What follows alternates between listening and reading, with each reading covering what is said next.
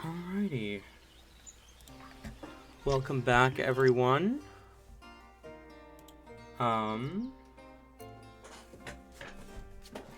Rain, you've got the Rain over Saki instead of Rain or Glawdeafenin on. I'll probably have it on for a fair bit of today's session. Okay. Well, last we left off, you all got your hands on another fragment.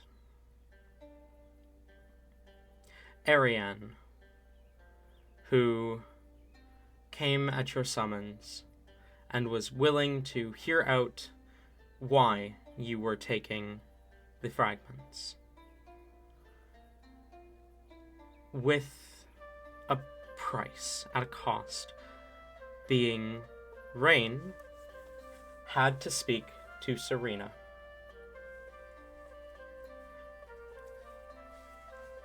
The party agreed to this, and Rain met with the Archmage of Wusa. Yeah, the Archmage of Wusa City. And she spoke with him for a long time, talking about magic and his future, and, most importantly, his potential immortality. She told him that she knows how to become immortal, that she herself has outlived even her grandchildren. In fact, that the original Todd Devlin was her grandson. The man whom your Todd took the name from.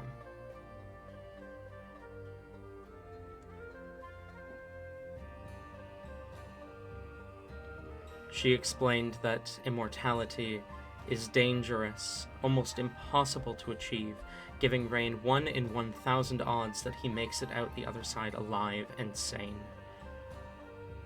Actually, I don't think she even specified sane, just alive. Warning him that if he continues this search, he is doomed for the 7th circle of the 9 hells, the circle of undeath, and that the only way he can avoid it is to spend the rest of his life repenting, giving up this search, and trying to make up for his mistakes. But that if he succeeds, he need not worry about the 7th circle, as he will never die. And Rain chose to take that gamble. Meanwhile, Heli, Hellebore, and technically Talzin brought Ariane into the APS Magnificent Mansion to show him the prisoner that they sought to release. Ariane was horrified by what he saw. The binding chains being more than just imprisoning devices, but signs of torture. The magic in the room, the condition that it would leave Fenrir with. Ariane offered to call Elsword to bring her to the Magnificent Mansion so that she may give the order to relinquish the remaining fragments.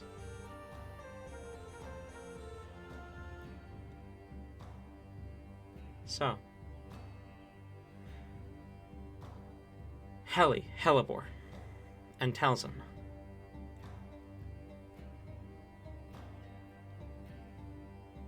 I believe you three are still in the Magnificent Mansion? Yeah, I think we just left Fenrir's room. Yeah. You three are still in the Magnificent Mansion with Ariane, the Archmage of APS. What do you do? Oh, you know. You die, I die. Always. of course. What else would you do? Die even harder. No. Oh shit, I hadn't even considered that. I do I- believe that he was saying that he has to go out of a bunch of he has to go out of the mansion and then summon Elsword and do a bunch of stuff and was in the Yeah, process of doing that. I assumed we were following him back to his office so that he could Mhm. summon Elsword. Okay. He steps out of the magnificent mansion. As he begins to walk through the halls of the APS building, as opposed to summoning the door to his Archmage office, he stops at a room labeled with a sign that says Chief Arcanist, Ariane. As he pushes open the door and steps inside, you see an office not unlike the one that you saw before, though smaller and dimmer. As he lays a book on the table, opening it, you recognize the book. The same, not the exact same book, but the same contents of the book that was on Elsword's desk. He quickly flips through to the material plane page as he looks at the map, noting where Elsword is. He nods and waves a hand in the air as he begins to speak. Elsword, when you have a moment, can you meet me in the mansion? We need to talk. He's quiet for a moment as he looks at the page, as if listening to something. Then he nods, waves his hand again as he says, "Understood. I'll see you then." Clears his throat and looks up at you. She said to give her an hour, and she will be here. There. Is there anything I can help you with in the meantime?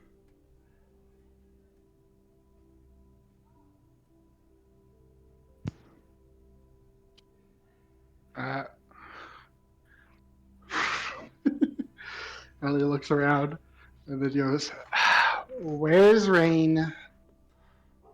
He should currently be in Serena's office, unless she's let him go, in which case, wherever she decided to deposit him.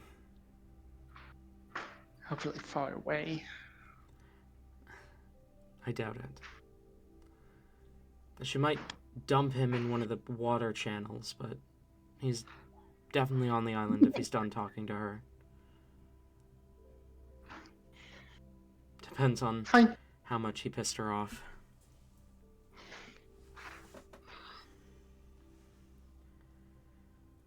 Helivor has noticeably. She's still teary-eyed, but throughout the walk, she's not breaking down like she was before. She can walk on her own, though, of course, she's still holding Helly's hand. She'll just kind of shake her head. There's nothing I need. I just want to make sure that we're there when she gets there.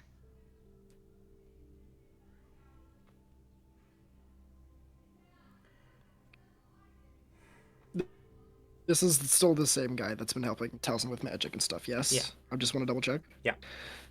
Okay. Yeah, he'd pipe up a bit. It's like, I have a couple questions about the book you gave me, but I don't know if they could probably wait. No, This we is have time. okay. He'll pull it out of his bag. Just kind of start flipping through it. A lot of the restrictions this says that you have while practicing, I don't. You don't? A lot of the things on here that says that shouldn't be possible, I can pull off, and I have been pulling off consistently. Huh. That is strange. I think I know why, but I just wanted your input. Well, there are exceptions to every rule. Typically, the exceptions are because of circumstance. So, I remember the circumstance you grew up in, but I've encountered mages from similar backgrounds who have not been uplifted from restrictions, so perhaps it's in how you were born, or something. You didn't make a pact with a otherworldly being, did you? No, I didn't. No, okay. Then I suspect, without a proper analysis of you and how you cast your magic, my guess would be either an interaction with a direct interaction with the weave somehow, or something in how you were born would be the most likely reasons that you would be different. How long would it take to get a proper analysis? Well, that entirely depends on what element of you is different. I can begin checking some details. I think I know the element exactly. Oh, well, what might it be? Hellebore gives Talzin a warning look. It's complicated. I'm only speculating, so I'm not exactly sure. It's just kind of like a smart guess. Speculating is what we mages do best. What's your guess? Thales is gonna give like a please, I need this look to Helivor.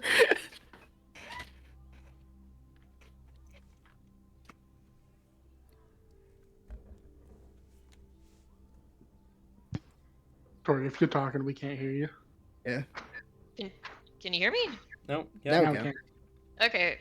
Well, shit. I wasn't even talking anyways. Oh, perfect. But Oh, okay. but the fact that you said that made me okay. Anyways, I mean, she doesn't have a way to really like do anything without it being really obvious, but like I would say you could probably like she has a very guarded look on her face. She's not stopping you, but you might be able to guess that maybe she doesn't want you to mention anything about her. Yeah, he wasn't going. That wasn't the plan. So Hellboy and I have this thing now. It's mostly Hellebore, honestly. Like, she can talk to it. It's mostly Hellebore, but like I'm just kind of here. But like it's mostly really gonna need to examine Hellebore. Hellebore's good working with it, yeah. You're gonna really like actually no. You would help doesn't push this Hellebore now. I think it might have something to do with my soul.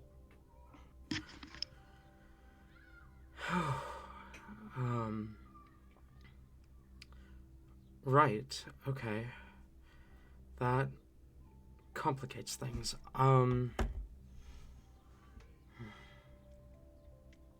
Soul magic is not my specialty. He pauses, thinking. I can speak with Harilna and see if he might know something.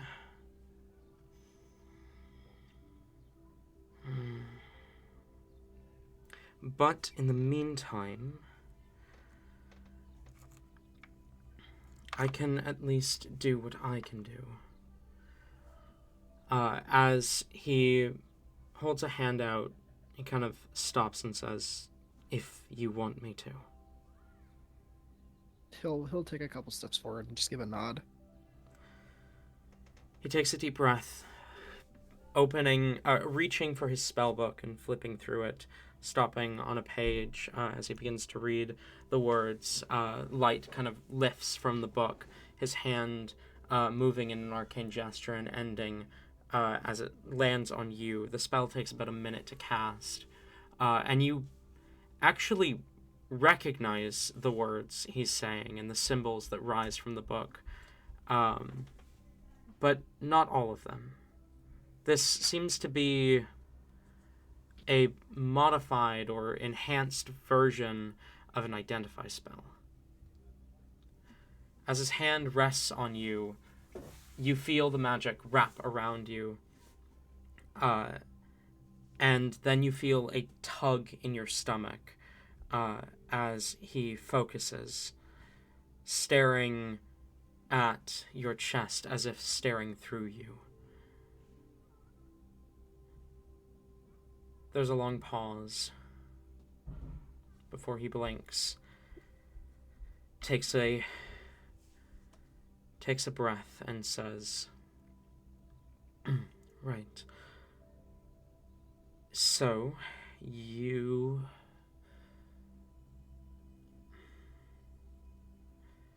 your soul seems to be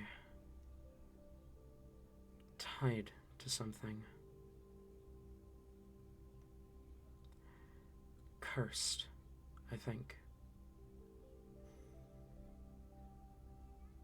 Homeboy isn't gonna like that we're calling it a curse again.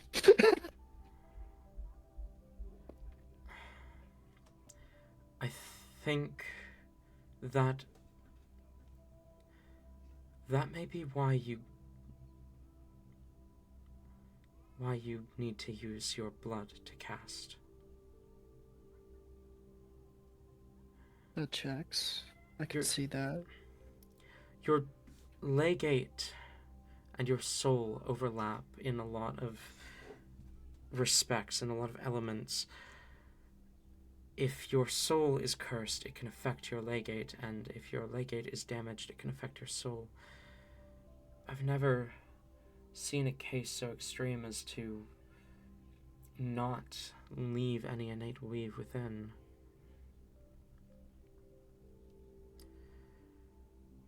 There are two options for you that I can help with.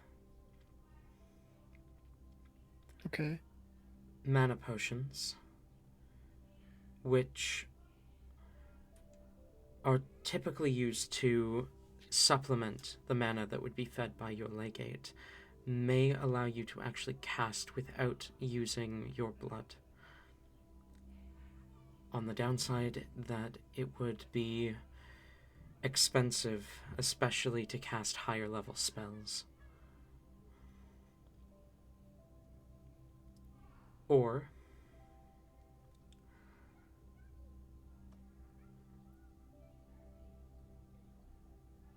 he pauses and thinks.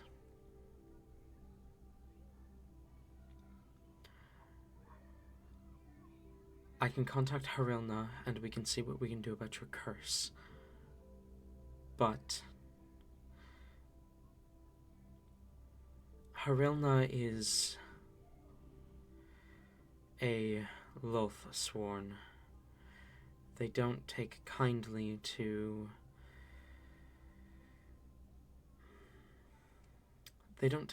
others, and their magic is volatile. Same.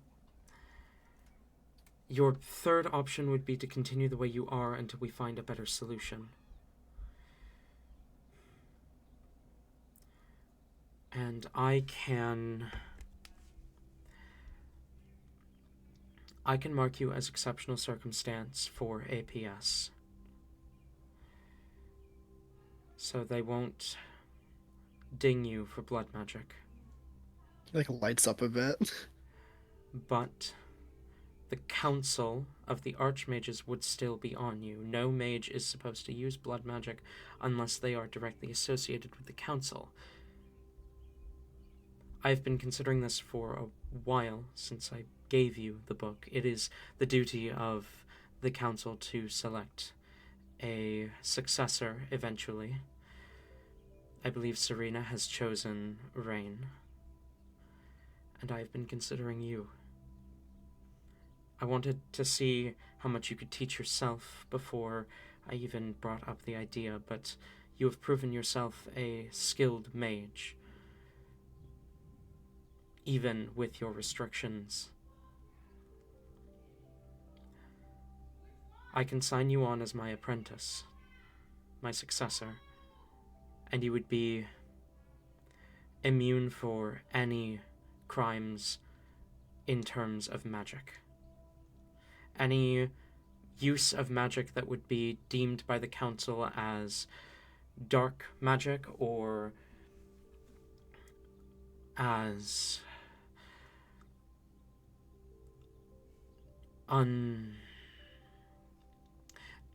anything that the council disapproves of publicly, you would be able to do with little to no consequence,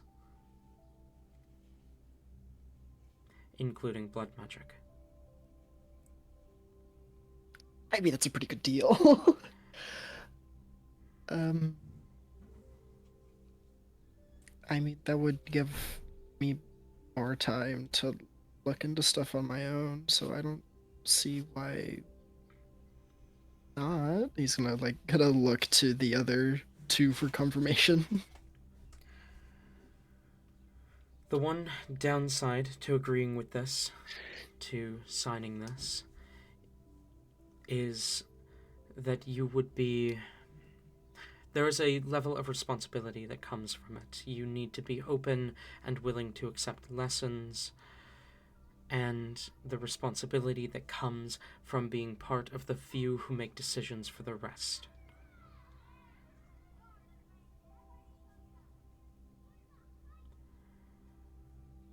What does that mean? Yeah, what does that mean? The Council of the Archmages make decisions on everything in regards to magic. We enforce the laws of the weave itself, essentially. There are things that should not be possible but are, and it is our job to keep people from doing these things, from using the weave in a way that it does not want to be used. It is our job to determine what is right and what is wrong when it comes to magic. You would have some of that responsibility placed on you as well. Not nearly as much as the actual archmages on the council yet.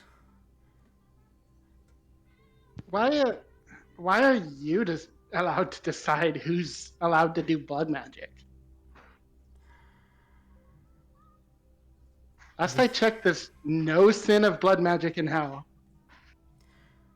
The hells are not a definitive degree of what is right and what is wrong. There are many things that the hells deem to be wrong that some gods encourage. It's not as black and white as you think. The weave, Magi's creation, was supposed to be used in a specific way. Mortals have found ways to harness it in other ways, beyond what it was supposed to be used for. The Council of the Archmages are essentially chosen of Magi who are given more leeway in exchange for enforcing the way the weave was meant to be used. So they're able to do whatever they want, and they tell other people that they can't do the things that they're doing. That sounds incredibly hypocritical. Yeah, and also, Magi's chosen. Did he tell you? Did Magi come to you specifically and tell you, hey, it's your job to do this? Magi did not speak to me directly, but has spoken to many of the archmages on occasion.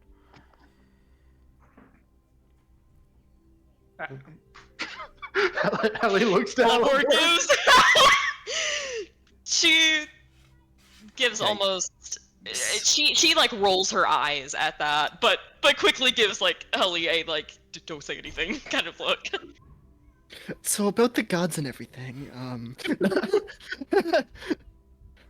When did they talk to them?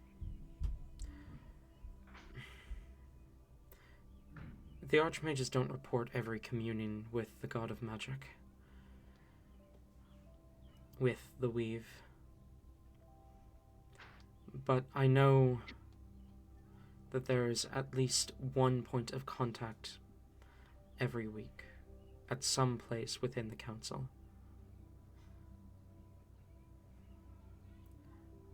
Now, sometimes that is speaking with his angels or manifestations of the weave itself, and sometimes it is speaking with Magi himself. I do not know the specifics, it just happens. I've actually questioned my position on the council a few times, as I haven't been contacted directly, but the other archmages, the others, assure me that that has no bearing on my qualifications. sus. All the others have been talked to, and you haven't? I don't believe every archmage has. I know Lealis. Sus. I know Lealis has. I know Serena has. I know Cersei has. I believe Valian has, and I believe Arduin has. There have been a few instances where I believe the weave itself has tried to communicate with me, but all mages at some point communicate with the weave. It is the manifestations of the weave that I am waiting for. But I also know I am not the only one on the council. Vavochka has not been contacted, nor has Fadril Nadodik. The point is, we use the weave in the way we do because we know its limits. We know how far we can push it. And in many cases, we test it. See where it pushes back against us. It's harder to know exactly how the weave does and does not want to be used than it is for someone to say no what sends them to the hells. The weave speaks in a language that we mortals do not understand. But we have learned where the limits lie. But we also have learned from experience that most mortals do not care about those limits. So we enforce the restrictions earlier than where the limits actually lie.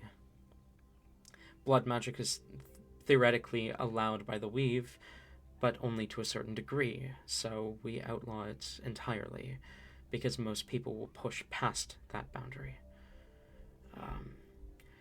Skin-bound runes are, to a degree, allowed by the weave, but after a point, the weave will destroy the user for doing so. So Ellie puts like an arm on her skin and is like, whoa. So we Oh shit. we prevent mortals from using them entirely. Of course, Mortals, okay. of course, we have fucking Fucking illegal. No. We have no dominion over residents of the Hells, and I believe devils understand the Weave's limits possibly even better than the Council of the Archmages in some respects. Yeah, duh. We're like masters of magic and whatnot. Hey, but you know, sometimes it would be better if I don't use all of my magics for like those mana potions. Would they work for someone like me? Skinbound runes are odd. Skinbound runes are... They feed from the magic, from the mana within the skin that they are bound to and within the air around it, as opposed to spells that are cast directly from the user, where they pull from the legate itself. Mana potions can substitute the legate when consumed. When applied directly to the skin, a mana potion can, theoretically, help with skinbound runes. However, they are typically half as effective, sometimes less. Yeah. But if I drunk the potion, would I be able to cast with it? Are you not capable of casting already? But hey, I asked a question. Insights on Hellebore. On Helly. Right, I don't well- think we haven't been told that she can't yet. Yeah. I don't think Towson has. I know No. Hellebore has. Hellebore has, but I Okay. don't think Talzin has. Okay. I'm gonna insight that then. Yeah, go Let's see if I can. Yippee! Sus.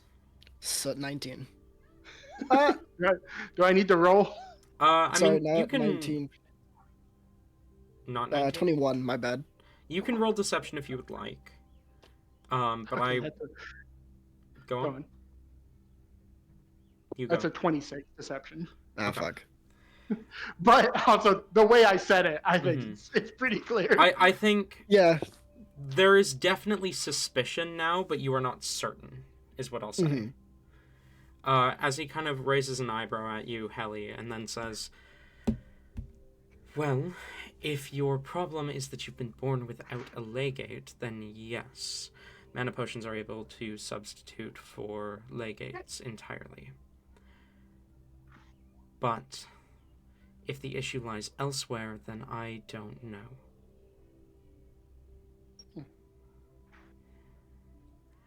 They might not. Well, sorry, that's just my curious mind talking. I just wanted to know. And go on, maybe have a few of those for me too.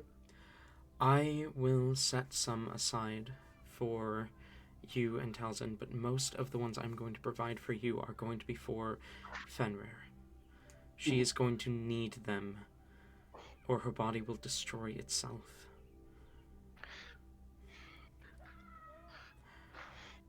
But I meant to mention before, since I've had time to kind of think about it on my own, as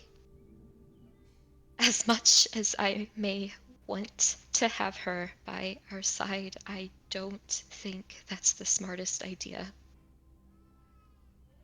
For my friend's safety, for hers, for everyone.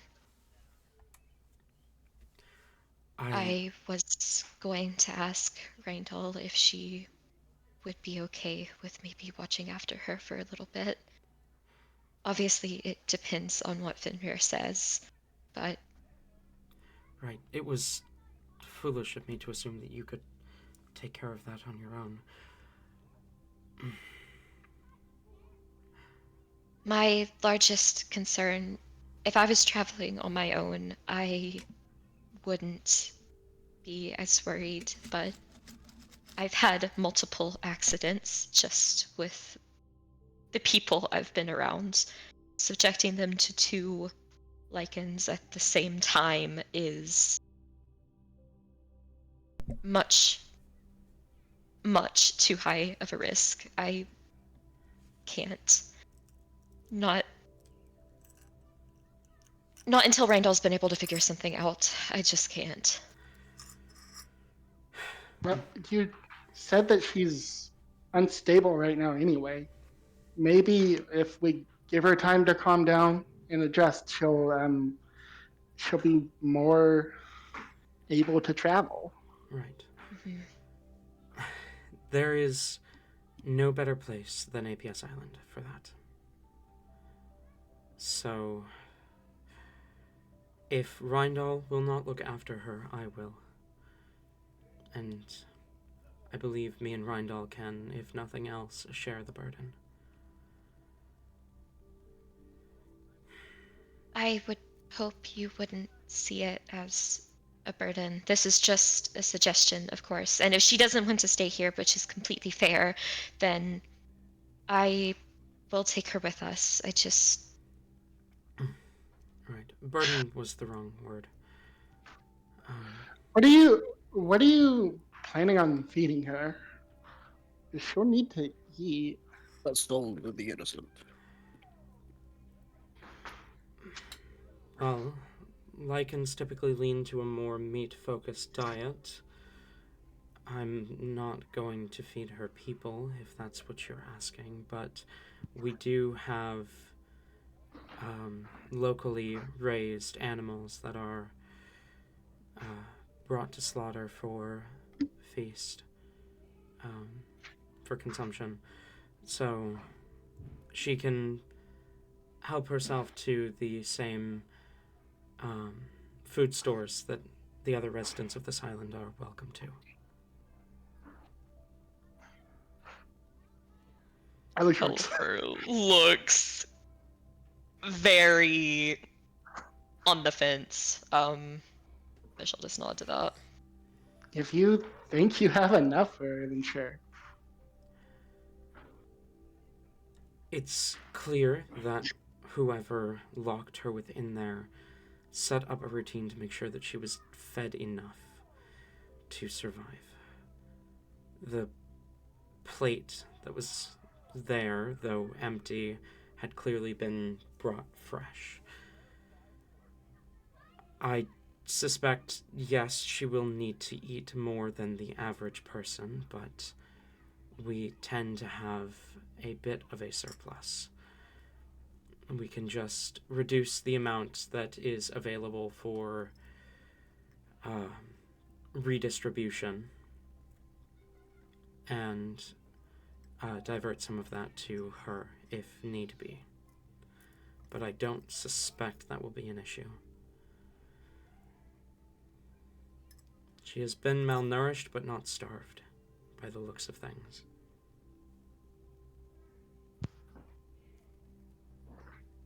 Okay. One another question. Mm-hmm. So Tallymark's allowed to do blood magic now, right?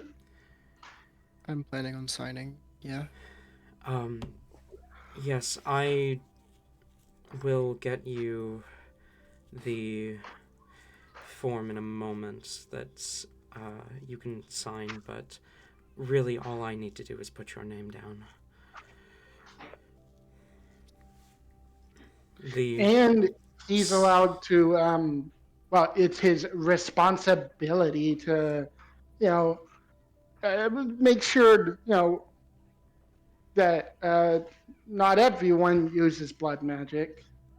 Would he be allowed to teach someone? It gets iffy.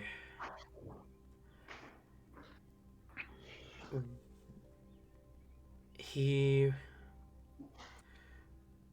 realistically would not be allowed to teach a mortal how to do blood magic. Ah. Classification and specifications, you say? Yep, it sounds fine. But, as I said before, the Council of the Archmages has no dominion over how devils, angels, fae, or otherworldlies cast their magic. You're damn right you don't. So, if you're asking for yourself, I believe that Talzin teaching you blood magic would be fine. And if you're asking for Rain, I believe Serena has already put his name down as her apprentice. What? So, What? Oh, okay. Wait. Halvor runs up to the dude. Serena is a necromancer. yes. She forced him in. This is. Where is he? Where is Rain? Rain should be returning any. As he's about to finish saying that, you hear the sound of a door opening, and closing, an exhale, and then, Rain, you realize, as you close the door behind you and, kind of exhale, that you are not standing on anything, as you fall and slam right into Ariane's desk. Oh. Oh, no! Can we try to like an academic check or something, or like a deck save to try to make it look cool? Do a superhero land on the desk? Yeah, roll a dexterity saving throw for me. Okay. So I got some new dice, guys. Okay, a coworker got Yeah, them. they treat you. Beautiful. Give me a moment. Give me a moment.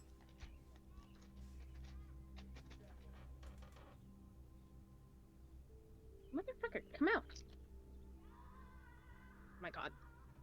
Me to my gay friend. Yeah. One moment.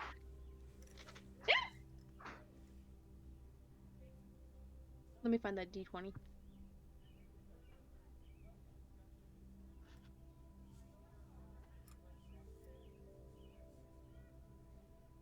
Okay. Am I allowed to claim what I rolled, even though it fell on the floor and, rolled away? Is it very clearly showing It one was number? flat, but I'm gonna yes, it is, but I'm gonna still re-roll because I Okay. did technically throw it. Okay. Wait, what do you want? What are we doing this as? Dexterity Is it a saving dex throw. save? Okay.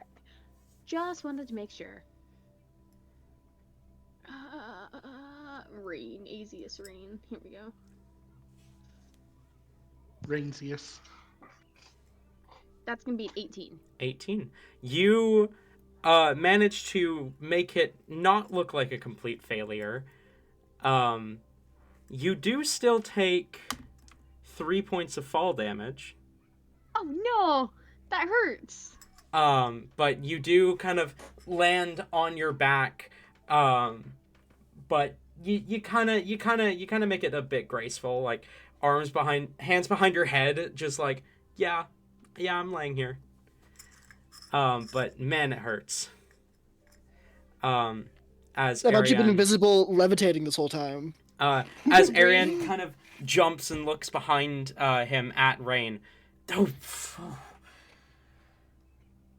Ranger's lost 8% of his health right there. Awesome. Oh my god! There he is. What I was Yeah, going to sorry about say is that what I was going to say is that Serena marking down his name as her apprentice does not force him to learn from her. It would be his Wait, own choice, his own will to learn are you if he talking so about wants. me while I was gone? We just started, yeah. I Oh. have just... Talzin has just agreed to sign on as my apprentice. Helly was asking about if that meant he could teach someone blood magic. I mentioned that because you were already marked down as Serena's apprentice, that he would be allowed to teach you, and he would be allowed to teach Helly, because we do not have dominion over the hells, the heavens, or the Feywild, or any other external plane. And when I mentioned that you were signed on as, or that Serena had marked you down as her apprentice, Hellebore seemed to get upset about that. Hellebore has been looking over Rain the entire time, like smelling him, checking for any bones, any like like she looks fucking furious. And turns her attention back to Ariane. Wait, if you're sniffing rain, you'd smell blood. Love that. Old blood. Where? Where? Oh,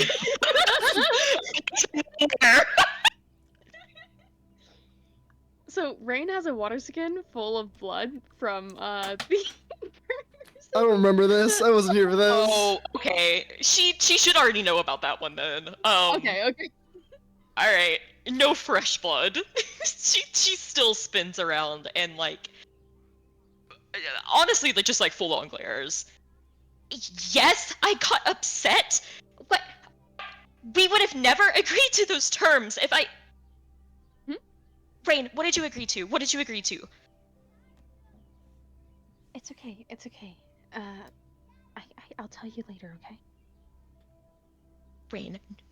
Rain, I am. No. You're not becoming a necromancer, right? I can be a necromancer, don't worry. I'm just, me, Rain, a wizard, a thief. The greatest thief. Don't worry. So you just did it for the status, not for learning anything, right? Oh, no, I do still have things that I would like to learn from them. Now, granted, how valuable their lessons are, that's still to be seen, considering the ones that I've been given so far, but there's plenty to learn. I don't know yet what I'll be learning, but I'm not being forced to do anything, so it's fine. No, it's not. No, it's not. Rain, you can't learn necromancy. You can't go back from that. That's like a threshold. You can't do that. Elibor, it'll be fine. Don't worry, okay? We're not even at the point of learning spells or anything like that.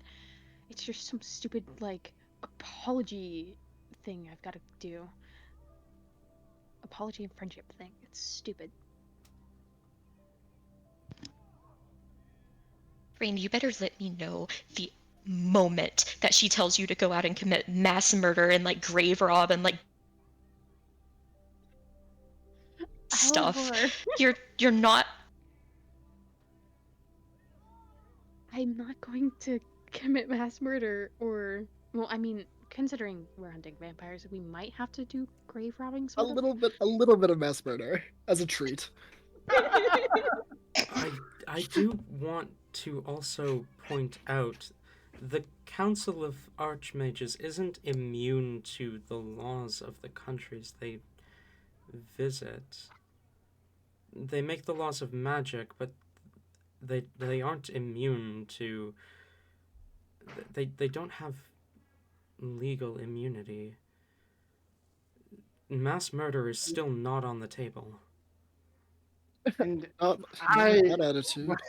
I want to point out that even if the archmages think they have power over magic, necromancy is still the seventh sin and death. So There is a difference between undeath and necromancy. slight difference. It's a fine line. Yeah, necromancy is like way worse. It's like causing that. It'll be fine.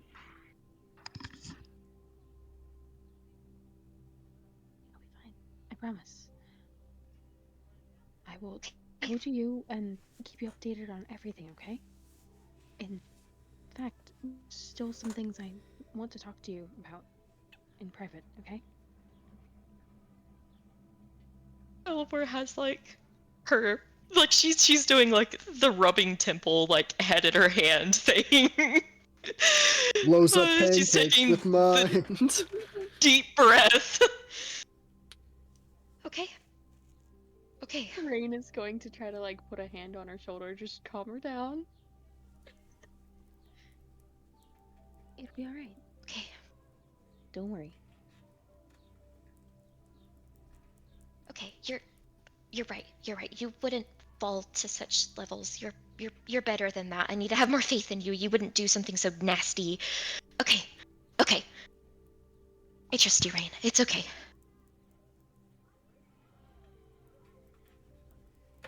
Oh, I meant to tell you. I meant to tell you. It went well. They agreed. They're gonna help. They're gonna call the person. The main person. Oh, really? I've already Yes! called her. We're No, just it's waiting already for her done. to be ready. There have been 3 attempts on the lives of the royal heirs in the last month. It is simple protocol to assign APS to look after them.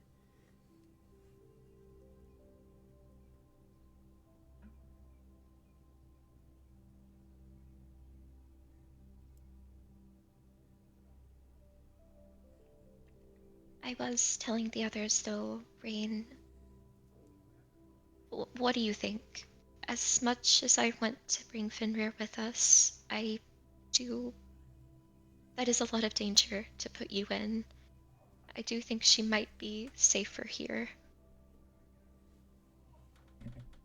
Fenrir. Wait, is she out? Did you guys get her out? No, but she turns and gives a look to Ariane. She will be soon. Even if Oh. Elsword does not will it, you have my support. That's great. Mm-hmm. I mean, Fenrir's all right, right? Like, we shouldn't Fenrir be able to decide where they go? No? I was going to ask, like, of course, like, first and foremost, I want to see what she wants to do, but I also don't really know if she's in the mindset to decide. She didn't even recognize me at first. It took a while. She's not doing good mentally. Why? What changed? I mean, you saw her last time. She wasn't exactly doing great then either. But I don't know. Maybe she has good days and bad days, I guess. I feel like we should give her at least a little bit of time, maybe a few days if we can spare it, just to be, to rest and maybe see if she gets better. Maybe she just needs to see the moons. She hasn't seen them in so long, Like, I'm sure, like, actually getting to move around and stuff will help. And a refresh on her mana as well. Mana. What happened while I was gone? She's spent centuries trapped in a plane built of magic. Her legate isn't feeding her because her body is absorbing the latent magic of the demiplane. As soon as she's let out, her legate isn't going to open. Not for a while. She needs mana supplements if she's going to survive. See.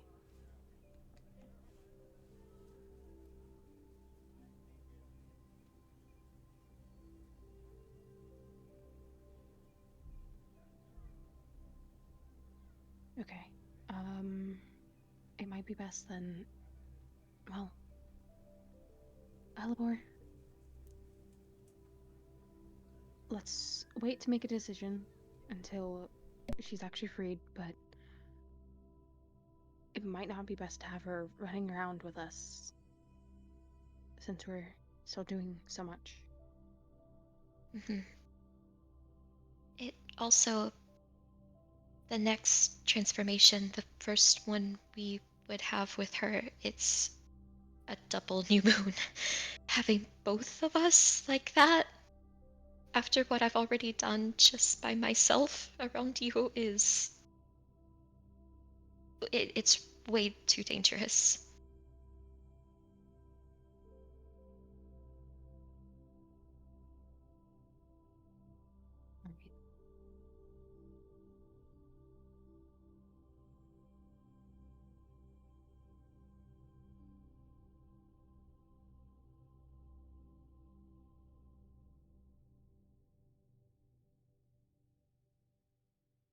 All right. I guess we just wait for her to get here. At Yeah, how long? least I'm good. All right. It's probably about 20 minutes that you have to wait before Ariane nods and opens his spell book again, reading off the same spell from before as the door appears within the wall, the door to the magnificent manor. As he says, Elsword should be arriving any minute. Let's move.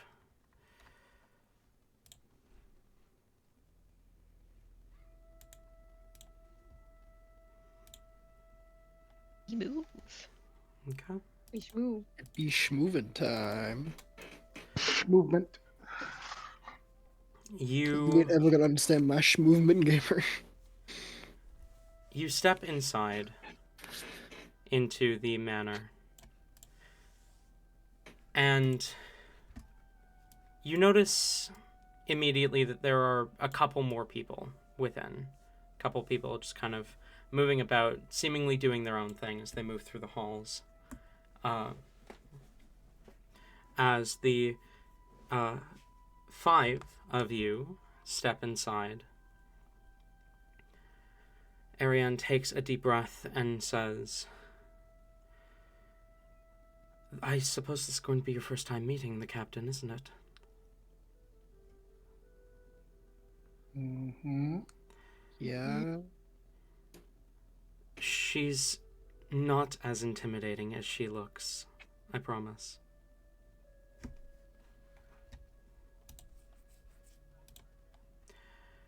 Okay. There's a moment of silence, and then you see the front door open, and footsteps echoing as a woman dressed in armor and a jacket that rests on her shoulders bears the logo of APS and bears an APS badge with a couple of additional marks on it. More marks than even the chief, just an extra mark than each of the chiefs as she steps inside, long violet hair done up in a high ponytail, a pair of glasses resting on her face as her violet eyes scan each of you. She looks to Ariane and says, my office, and turns and walks down one of the halls of the magnificent manor.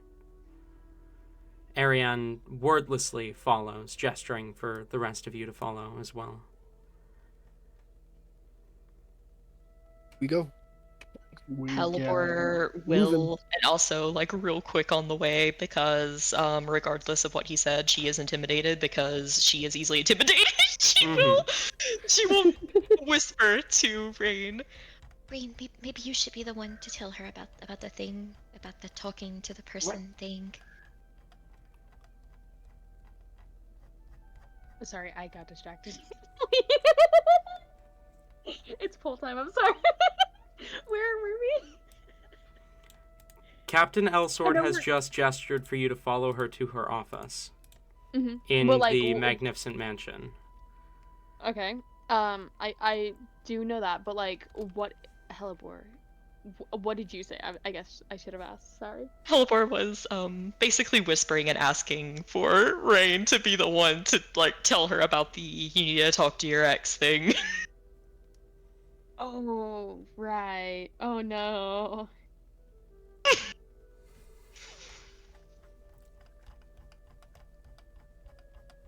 Really quick, out of character refresher. The ex wanted us to pass along the message that they needed to talk and get in contact with each other, right? Yes. Okay, okay. Um, What was the ex's name? Cybele, High Huntress of the Harp Hunters. Okay, okay.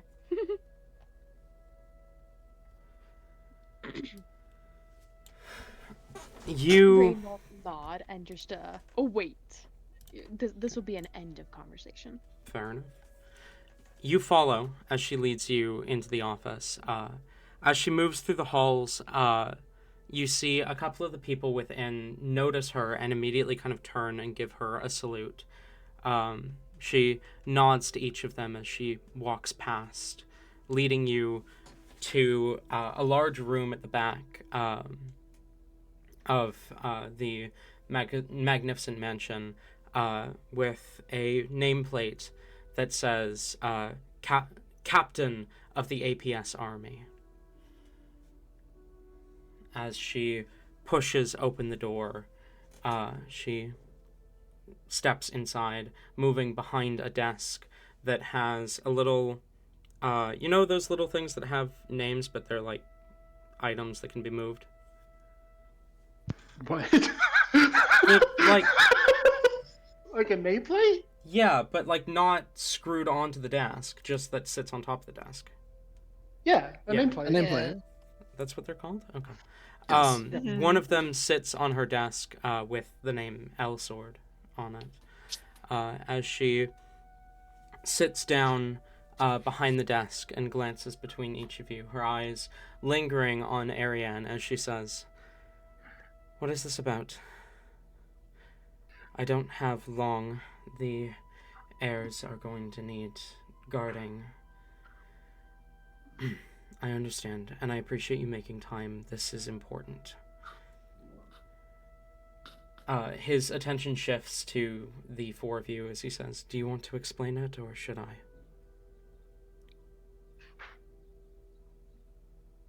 I'm kind of curious to see which well, actually Hellebore, what do you think?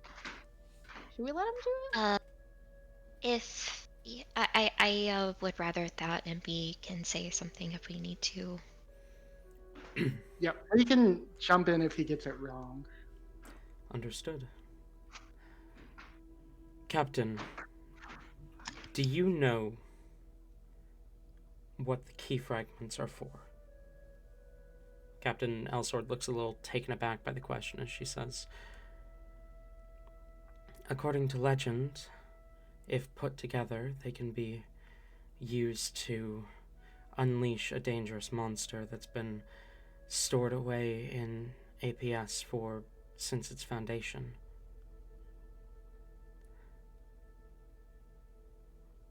That's what we're all told, isn't it? Do you know what this monster is? I have searched everywhere to find this thing. Our definition of monster has changed since APS was founded.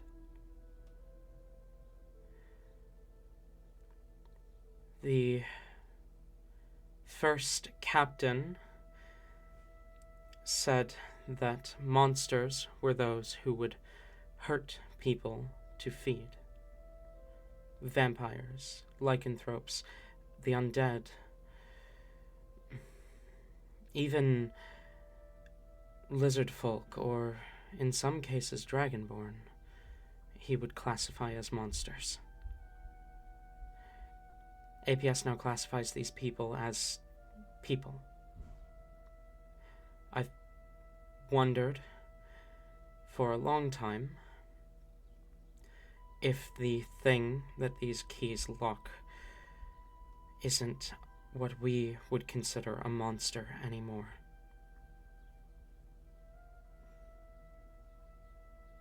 Can I insight check her? Roll insight. Yeah, I'm gonna do that as well. Go ahead.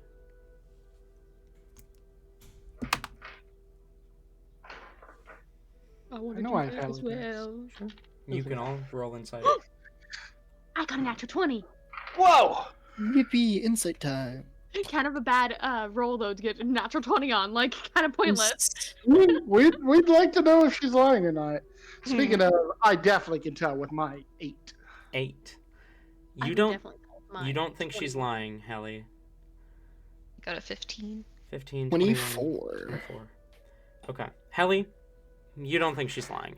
But you don't trust her in the slightest, so you're pretty sure she's lying, actually. You just don't see any tells because she's probably a... I can't She's see the signs because she's so good at it. Yeah, she's probably such a really good liar, but you see right through her.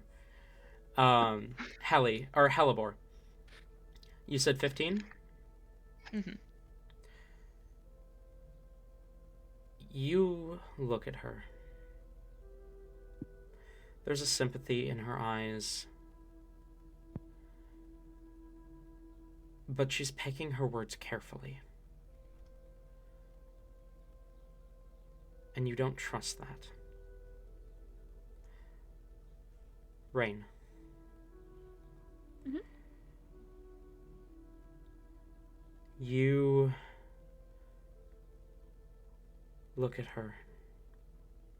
There's a sympathy, an empathy that cannot be faked in her eyes.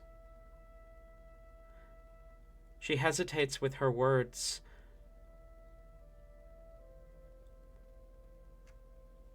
And you're not 100% sure why, but you trust her. You trust that she believes what she's saying, at least. Okay. Talzin. Yo, that's me.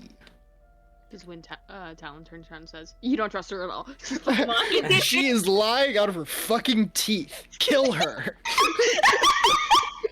Her voice wavers with empathy and sympathy that cannot be faked.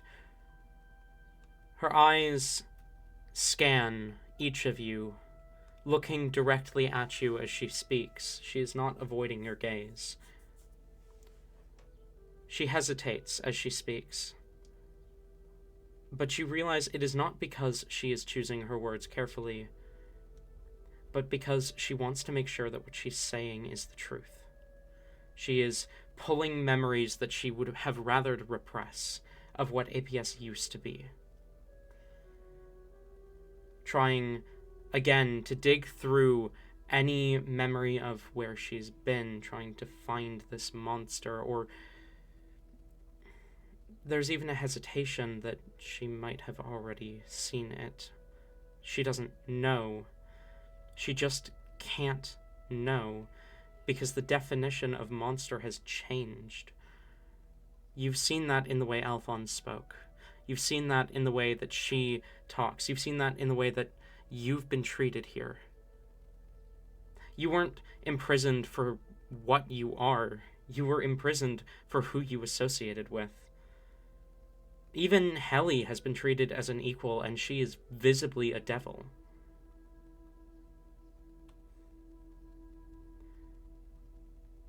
You can tell she isn't lying. She believes every word of what she is saying.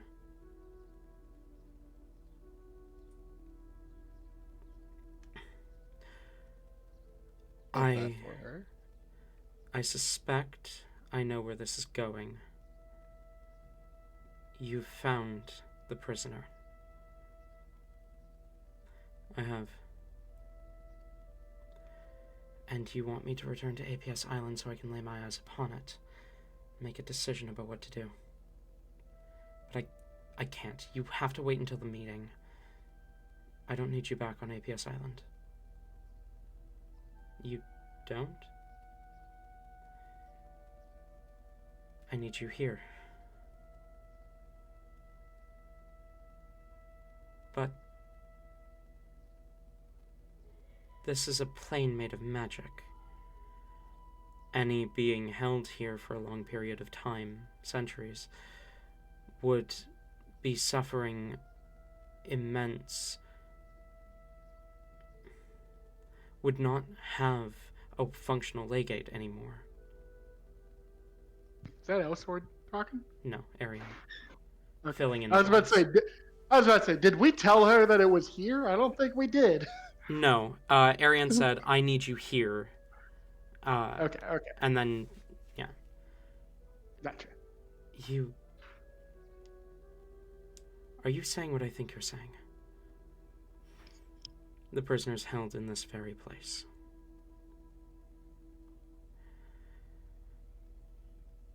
She is not a monster. She is a lycanthrope. Just the same as many of the citizens on our island, and she needs help. She has been suffering for centuries. Bring me to her.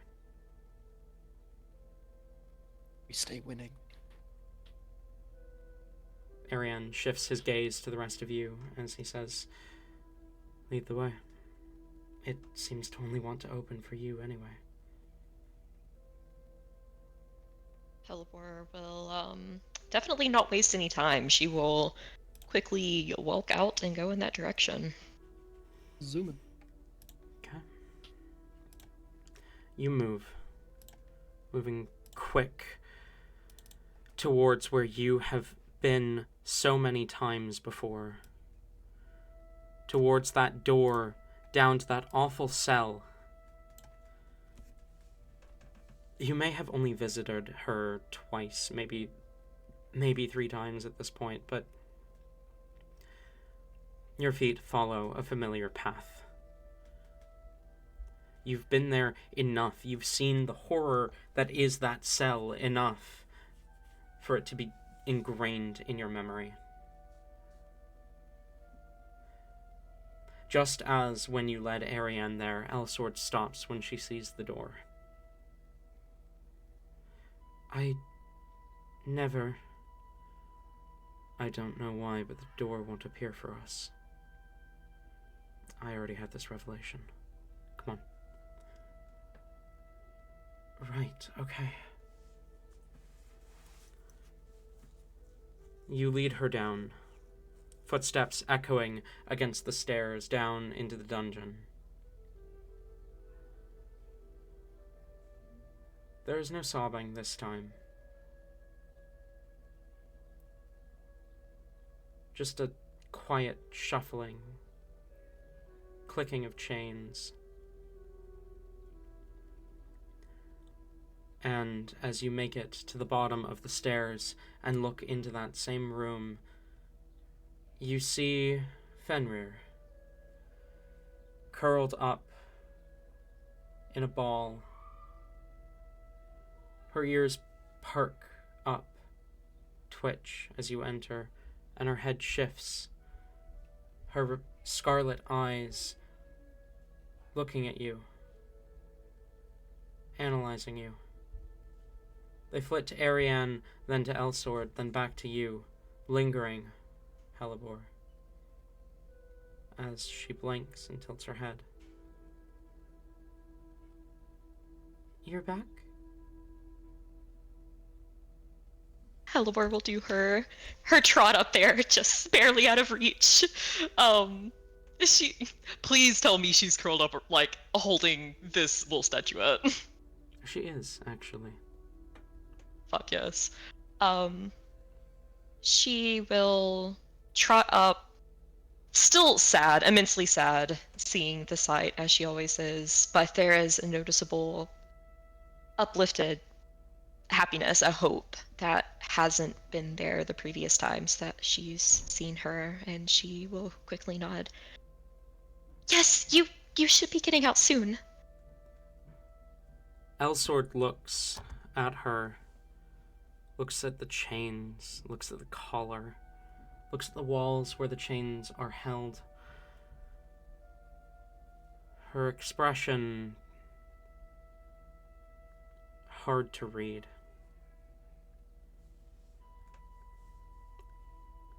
She's quiet,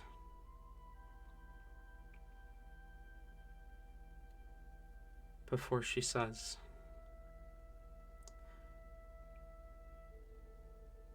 "The first captain usually just executed lycanthropes. Why is she here? Not that execution would have been better, but she has been suffering. Forgotten. Why weren't we told? Why doesn't the door appear for us?"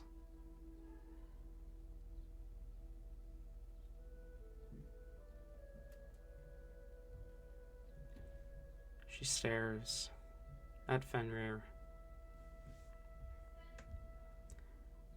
as if thinking.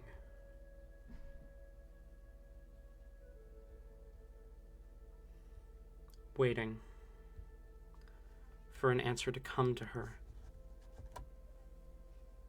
But an answer never does. As she shakes her head,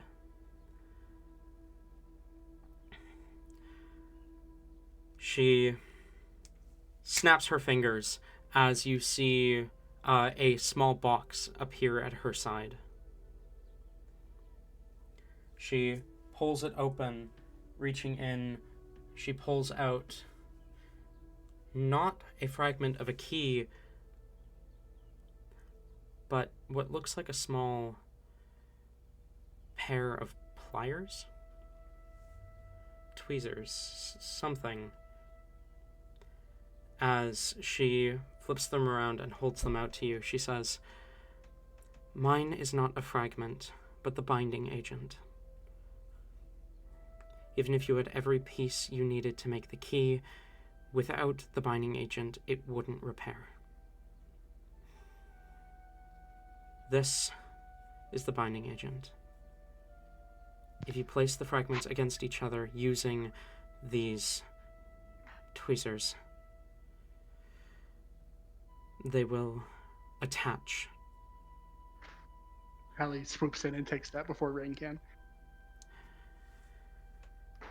I can get my hands on Tatum's. We are with each other right now. How many others do you need?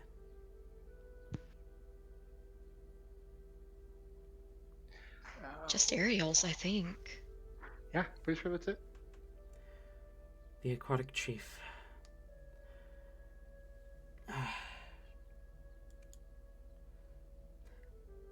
I am going to write a letter. I'm going to give it to Ariane, and he is going to give it to her. She will bring her fragment. I can't stay any longer than it takes me to write that letter. But no, I shouldn't be saying this to you. She turns and looks at Fenrir. Know that APS has changed since we bound you here.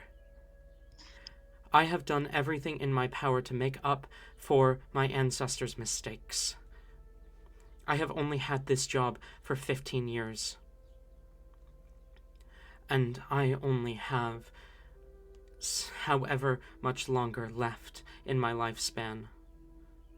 I am a human, and I will age out of this quickly. But in the time that I have been here, I have been making as much of an effort as I can to make up for the mistakes that were my predecessors.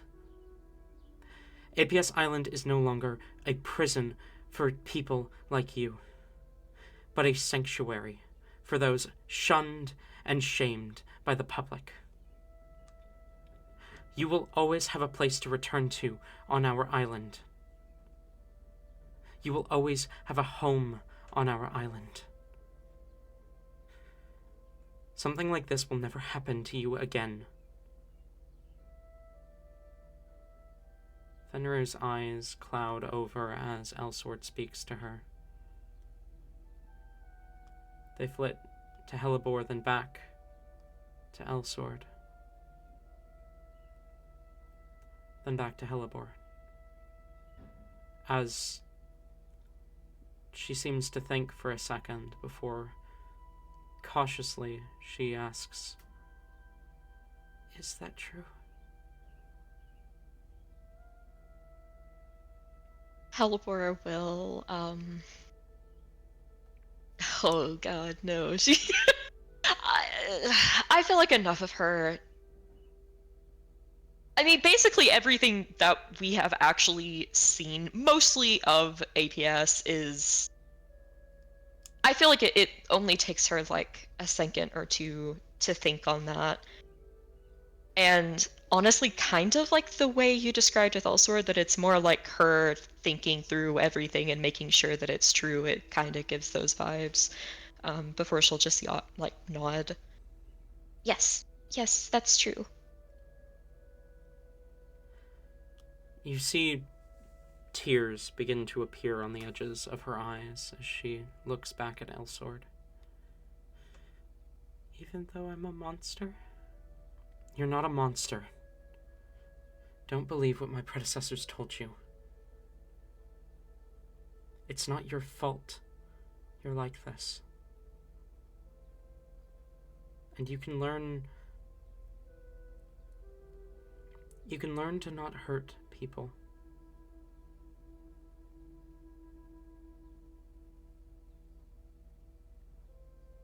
Fenrir nods, as if scared her voice will betray her. Elsword takes a deep breath.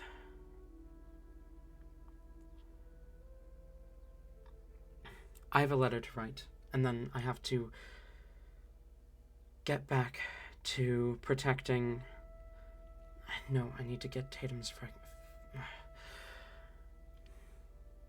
Head back to my office, I'll meet you there. And she turns and leaves the room. Halvor will, quickly bow to her and call out, "Thank you." Thank you for showing me this.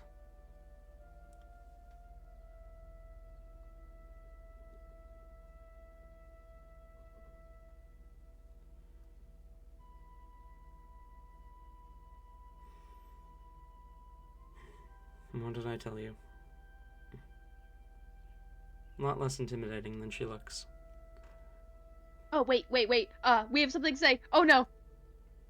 Oh wait, yeah! Oh no, Rain! Get it in, get it in! She's When I already run, she's I be... she's already gone. Run When it. it comes to your mind. Run out! Run, sprint, go! Vortex warp! Rain, hold on. Rain is sending. Rain is using sending to her or something. Okay. Rain is getting this fucking message across. Okay. Vortex warp at 5th level. Get her over there. You cast sending? Yeah. Okay. And What do you say?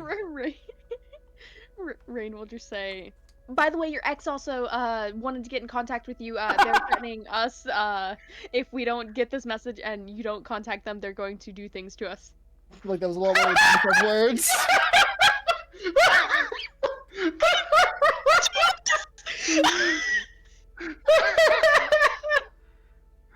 There's a moment's pause before you know what? I think this is funnier if we describe it like this. Elsword leaves the room, anger flowing through her at what her organization's founders did. She storms through the mansion, throwing the door open as it opens back to where she had cast the spell. Stepping back out into the rooms of the Imperial Palace, she turns to Tatum. As she holds out a hand, she stops, hearing a voice echo in her mind, looks incredibly confused as Tatum kind of tilts his head, and she just says, "My ex?" Tatum raises an eyebrow. "Your ex?" Rain, you just hear her say, "My ex?" Okay, We've done our job. That's all we needed to do. We've done it. What's happened? What was the point of that? Of course, I she's was only thinking- had one ex. Like, there's. Oh no. I was also thinking of just leaving it right there because technically we've done our job. Yep. And it's funnier for them to have to go on like an ex hunting trip to try to save Oh my- these possible Goes through every X.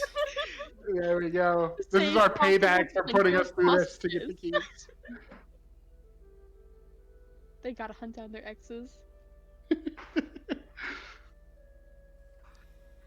Helly will approach Fenrir. Fenrir's looking a lot more sane this time, right? Yeah.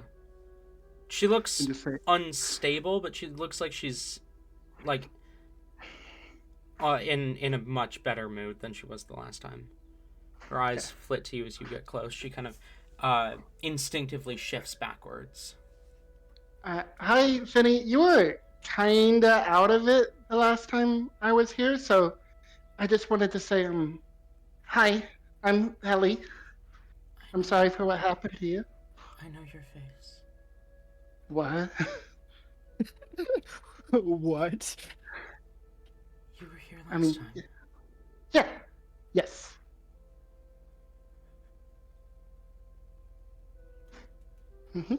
I'm here with Hellebore. No. No. No, I know you from somewhere else.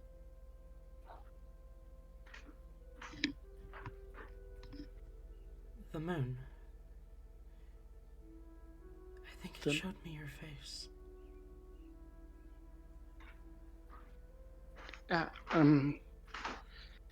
Is that good or bad? I don't know.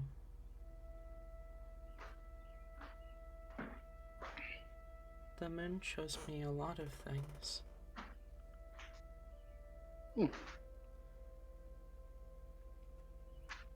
It showed me the What? fangs that were going to turn me into this. But it also showed me the face of the one who was going to save me. Her eyes flit back to Hellebore. Then back to you. It shows me a lot of things. I don't know if they're good or bad. Well, it probably showed you me because I helped Hellebore save you. But I mean, it was mostly Hellebore. She's the mastermind in this. I wouldn't really say that I'm the mastermind, but I did promise you, and yeah, I meant what I said. Fenrir, I have a lot to ask you, but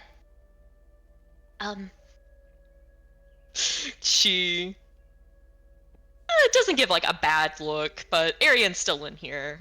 So she like kind of lowers her voice a little bit.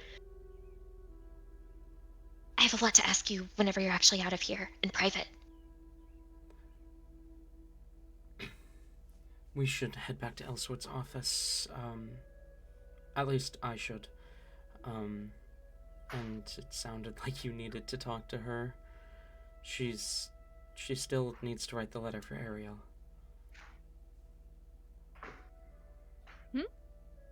Yeah, that would probably be a decent thing if you were to do that.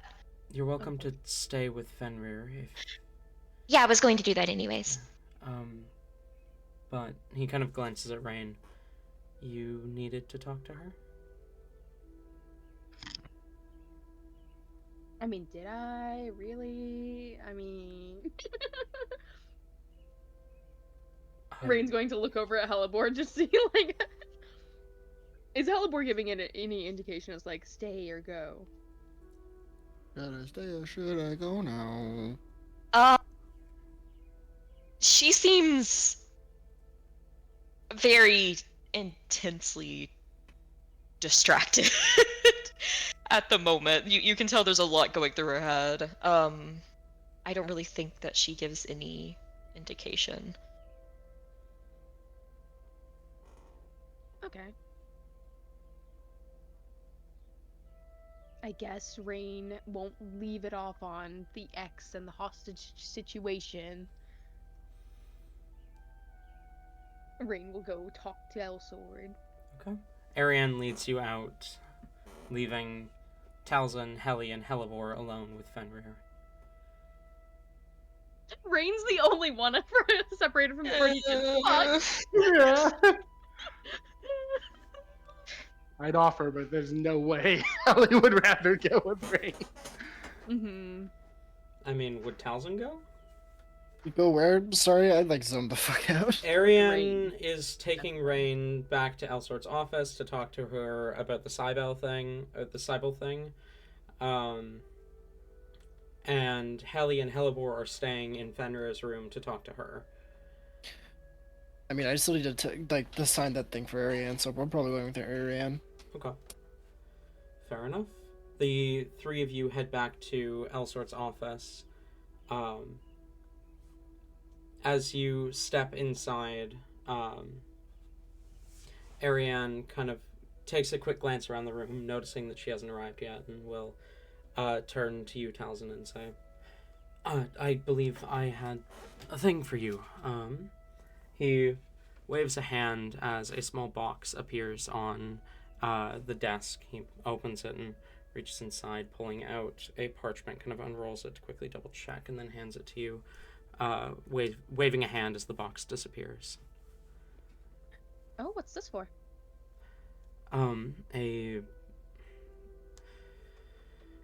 Basically, just an acknowledgement of the responsibilities of being the apprentice of a member of the Council of the Archmages. It's technically not a requirement anymore, but Wait.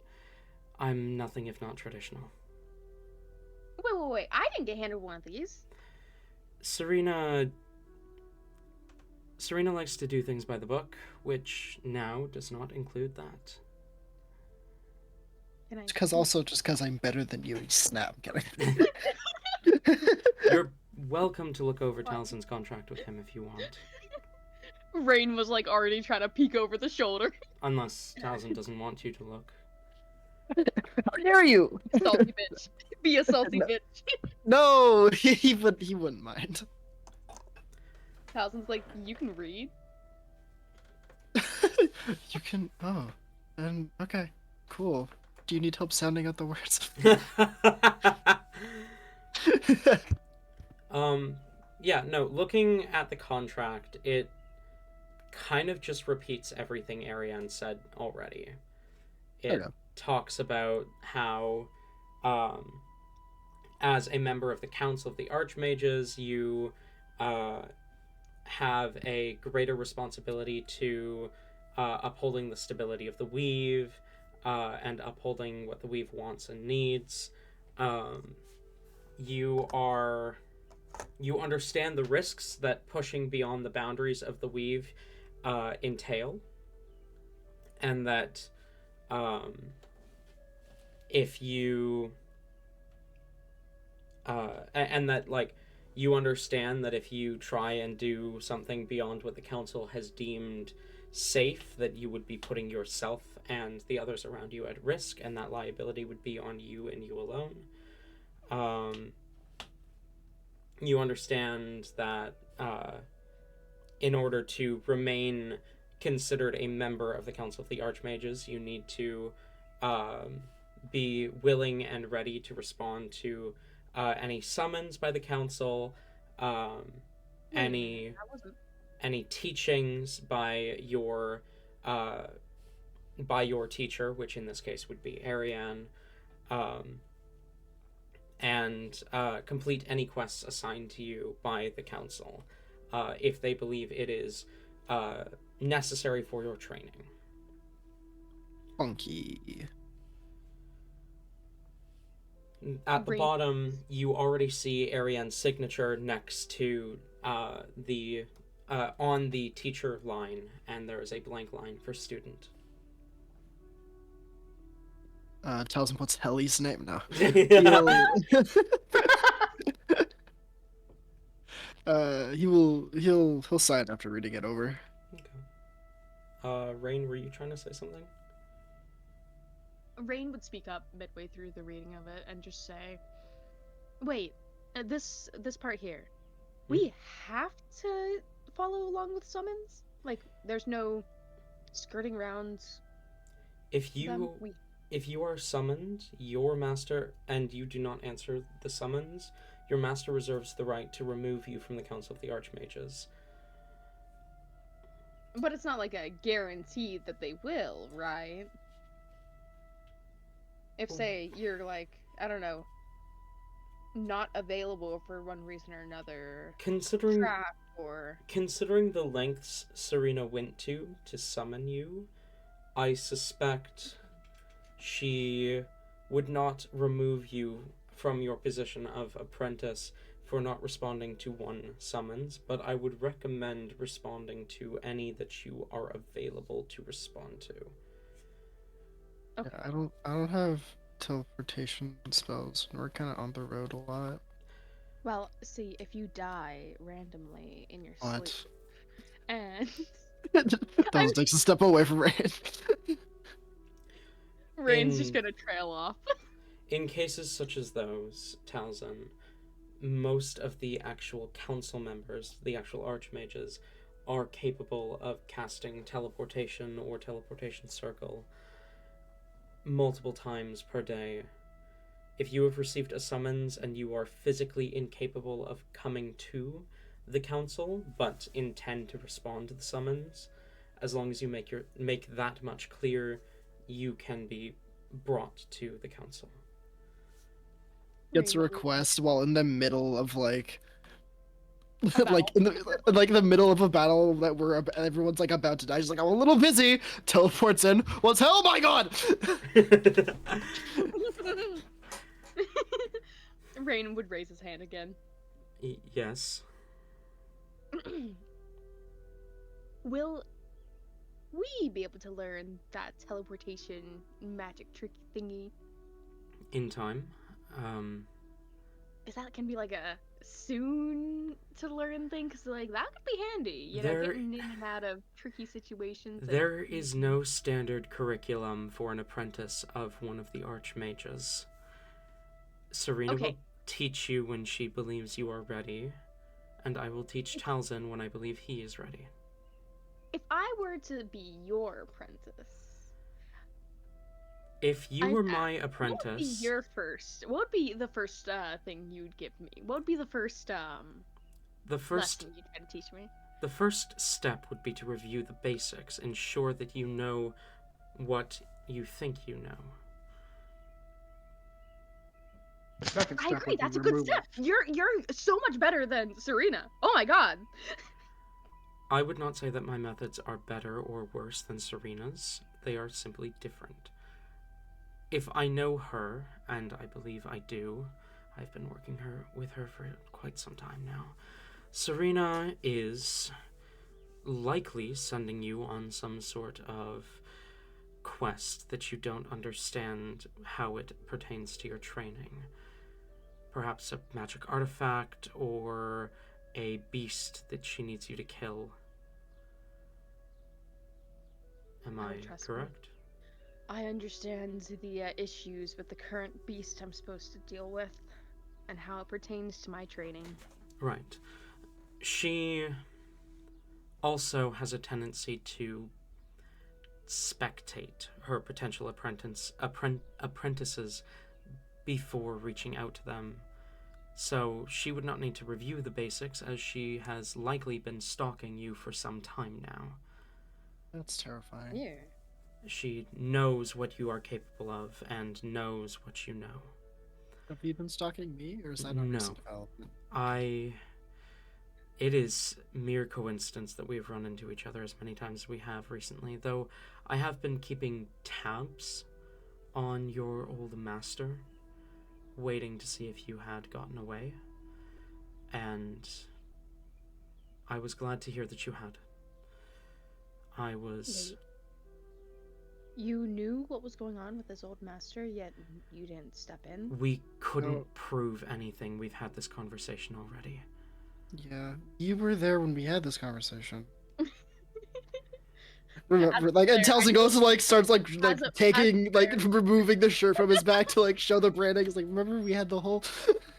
I didn't realize this was that dude that was there. Okay. We have made steps to detaining your old master since that conversation. Have there been any updates, like, at all? We have sufficiently proven that his house used slavery, and we have managed to release a few slaves from his custody. However, APS has lost track of him. He is You didn't no catch him longer... first? Pardon? You didn't arrest him first and then search for evidence? Even if it was like a temporary holding? That is against the way APS does things. The governments of the various nations may choose to detain, then investigate, but APS will not detain without evidence. Rain will just side-eye Taliesin. Right. Without Where evidence. where are the people you guys freed now then? I believe most of them have taken up residence here on the... Not here, on the island. But I believe one of them found their way back to their family. Their real family. Do you have names of anyone who's been freed, or? Unfortunately, I am not in charge of that investigation. I presented the evidence that you gave me and have received few updates since. Tatum was in charge of that, but was summoned to protect the heirs, and I believe delegated that to one of the commanders under his command. I can ask for an update as soon as Tatum has returned to the island. I already intended to ask for an update during the meeting, and I can let you know what I hear. Please do. But what I can tell you is that your old master has gone missing. He has run from us and is currently in hiding. Okay. If you encounter him, he already has been marked for execution from the kingdom's royal family if APS is not able to get their hands on him first. And I would say, based on the evidence, if you were to kill him, it would almost certainly be self-defense. Beyond justifiable. Yeah, like, I don't know what kind of look Taliesin gets. He's feeling away and he's confused on how he feels about that. He's cycling through a bunch of emotions right now. Obviously, I hope we manage to detain him before either the kingdom or you get your hands on him, but if either happens first and he does not make it out the other side alive, very little of value will have been lost from this world.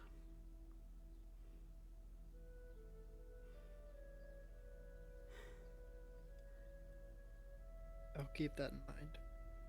If you encounter him, it is up to the discretion of you and your companions what to do. The door opens as Elsword comes in, slightly out of breath. She wordlessly sets another key fragment on the desk, pulling open a drawer and a piece of parchment as she sets it down on the desk, grabbing a quill and then glancing to Rain as she says, What were you talking about? Oh, can Rain play dumb? Unlikely. You can try. I mean, is it really playing? Rain's pretty dumb. Can Rain, like, look around behind him, trying to pass us off as a... Are you talking to me? Roll Mama? performance. Oh, fuck, that's a natural one! You are not convincing in the slightest. It's a 10 at least, you know?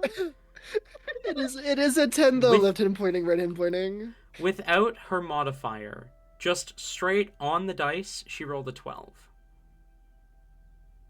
Her modifier makes that a 22. Damn. I'm crying. You're gonna just need to start crying a little harder, I think. As she Rain just summons Felix. Use the help action. she just kind of raises an eyebrow at you and says, "You're the one who cast sending on me." What's that? Gaslight.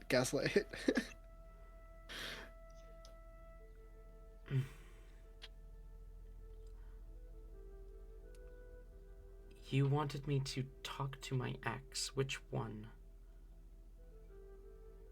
You mean you have more than one? That's rude. Surprising. That's rude. I am 43 and not married. Of course I have Don't- more than one ex. You don't look a day over 29. You don't look a day over 80. I appreciate the I compliment. thought about going the other way. I appreciate the compliment. I have been teaching myself alteration magic to keep myself looking young, and hopefully my body relatively young. It has not been working as well as I hoped.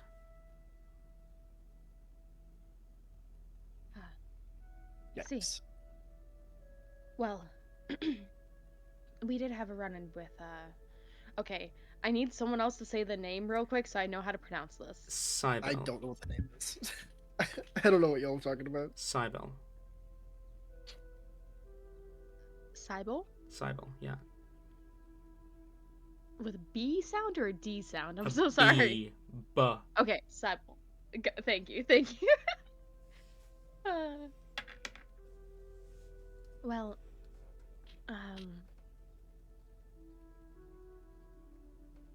you should probably get back in contact with a few of your exes then, if at least check in and see how they're doing or something. I don't know. That's crazy. Generally, that is not how people handle breakups, but I will Oh. take your advice into account, I suppose. See, my husband, every time, well, sorry, my ex-husband, I'm not sure if we're still married or not at this point, but typically, you know, we're chasing each other around the world, trying to save each other from one thing after another, so I guess I wouldn't have the most normal experiences with that.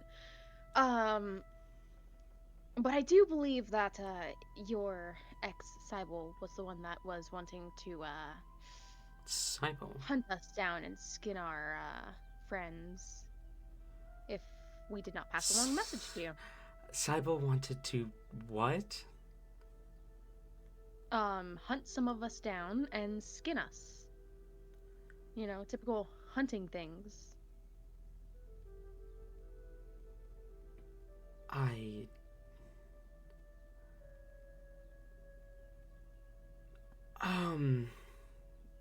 Right, a threat like that from a harp hunter, yes? Mm-hmm.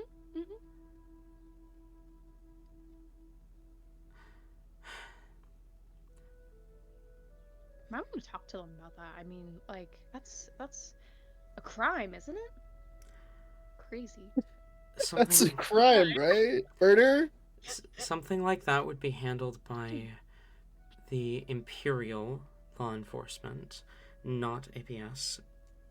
But I definitely need to talk to her about that. And I am already in the Empire. Let me write this letter for you. Then I have a job to get back to. And I will see if I can make time to talk to Cybele. You better soon, because like Just they'll come avoid tracking us down. Just avoid the Empire.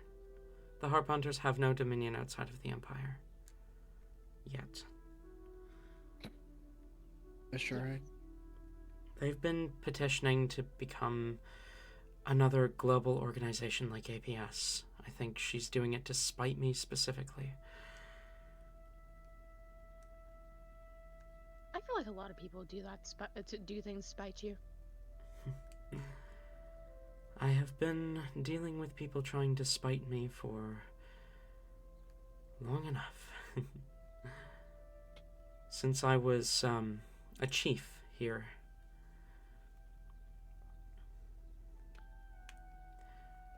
Ah.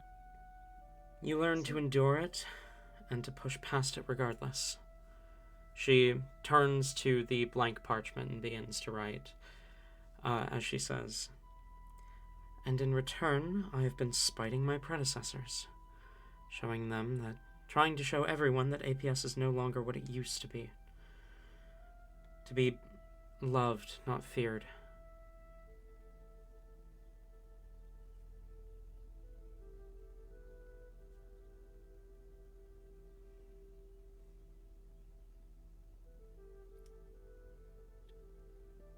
Rain will just nod along and turn to look at Talzin. What is Talzin doing at the moment? He's just like listening quietly. He's probably like just kind of like fiddling with his hands and his scales and such, while he just kind of stands there awkwardly. All right, Rain is gonna awkwardly stare at Talzin. Okay. Talzin shrinks, feeling your gaze, despite being way fucking taller than you. About a minute passes as she sets down the quill. She reaches into the air and grabs at nothing, and there is suddenly a stamp in her hand as she stamps it against the letter and will quickly fold it, pulling out some wax, melting it, setting it at the place where the two letters fold, then pulls off her badge, and on the opposite side there is on the back side of the badge there is a symbol that she presses into the gold wax for a moment, holding it there and then lifting the badge off and placing it back on her chest as she holds the letter out to Ariane. Question. Do all your badges have that symbol on the back where you press it in? Every chief has a unique symbol on the back, each of the 9 commands, on the back of their badge, as well as all of the commanders as well. It signifies our rank and title. So that symbol there, as she nods to the one that has been pressed into the wax, is for the captain of APS. Ariane's would be for the chief arcanist. Holly's for the shadow chief, etc., etc. I see. What do you guys do if a badge goes missing? They won't. They are Why not? magically bound to their respective people.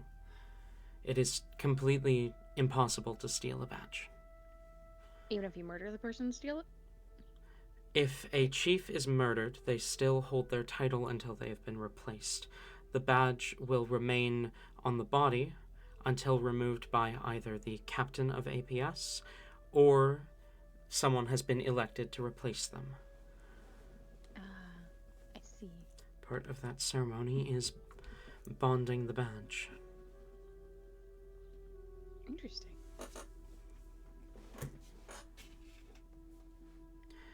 Is that all? I am sorry to be in such a hurry, but the Imperial Princess, the Kingdom Prince, and Asunia's heiress are about to do a speech in Wusa City, and I need to be there for security. Those the ones that are secretly dating? Those are the rumors. They're true, I but- can neither confirm nor deny these rumors. But what I can say is that they are in danger. They've been attacked 3 times already during this tour. Do you know who's doing it? A group called the Cursed Ones. Do you know why they're doing it? No. I believe they intend to assassinate this generation, as they seem to be The Cursed Ones seem to be gunning for some war between the nations, and the current heirs intend for peace. That's what this whole tour is about, peace. That's why we need to do it. I see. Well, one final question before you rush off. What's your favorite color? She's very caught off guard by the question. As she looks at you, kind of tilts her head. Guess.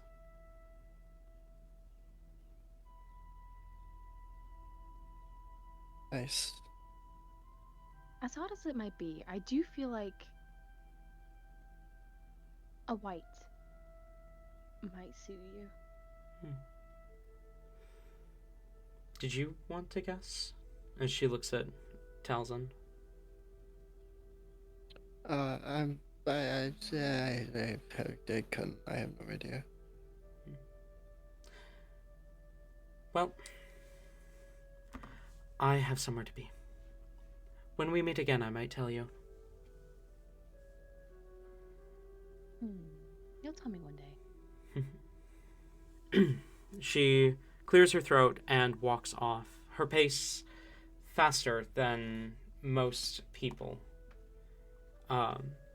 And as she walks off, or just before she walks off, as you look into her eyes, you see no pupils, just a crest. The major crest of Kale, clearly visible in her eyes, as she walks off. Ooh, okay.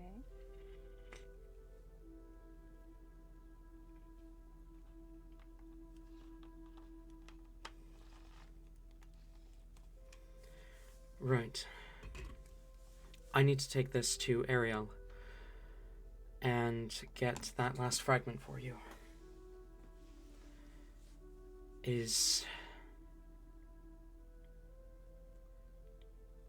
Are you going to stay here? Or are you going to come with me?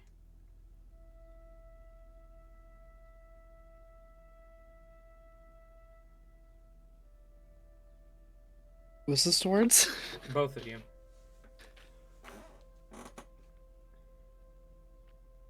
Rain will turn to look at Talzin. I mean, we should probably wait for Hell and Helly before we go anywhere.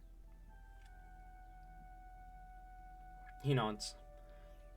Then I will summon you when I get the final fragment. And he turns and walks out of the room. We're gonna go ahead and call break there. We'll say... I'm just stretching. Okay. We'll be back at 50 past the hour, so about 16, 17 minutes. And when we come back, we will look at Fenrir, Heli, and Hellebore and see what they're up to. Wahoo. Wahoo. Wahoo, indeed.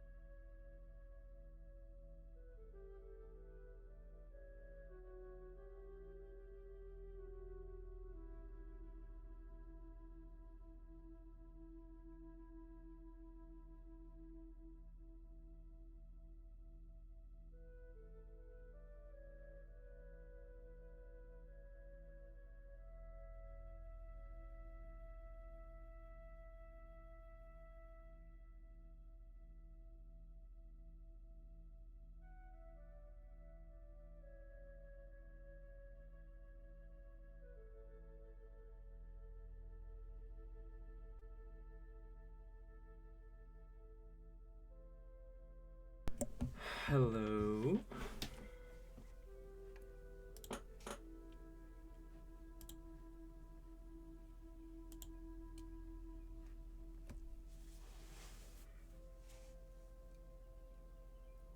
Wah?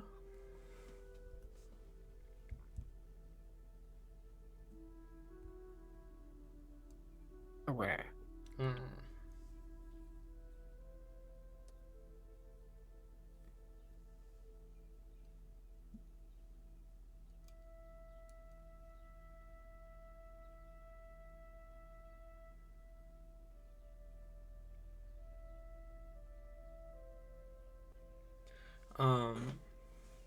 Tori, Tabby, Rain?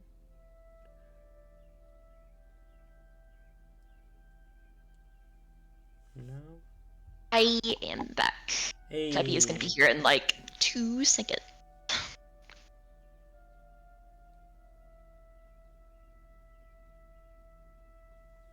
Two. 2. It was a little longer than 2, but pop off. No, two.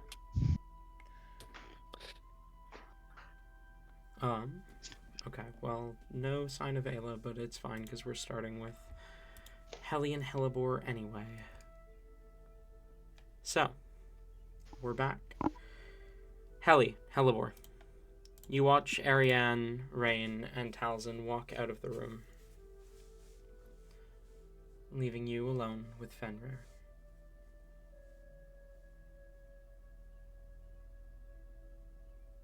All right. As they walk out, Hellebore will kind of turn back and just look at Fenrir, that mix of sadness and happiness kind of intermingling again. Fenrir, do you think you'll be okay when you're out of here? I know last time, you know, it's hard to control. I know how it is. Do you need help? Or do you think you'll be okay? I don't know.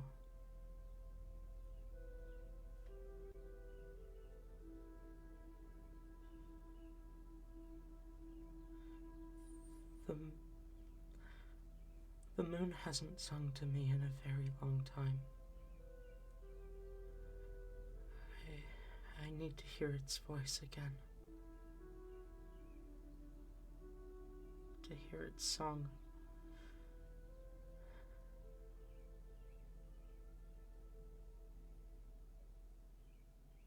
Do you still have transformations in here, or does it prohibit that?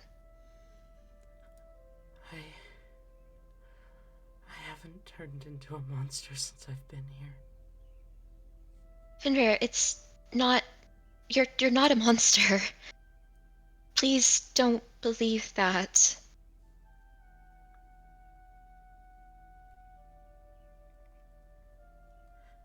The scary man said he was gonna cure me. Said he was gonna take the monster away.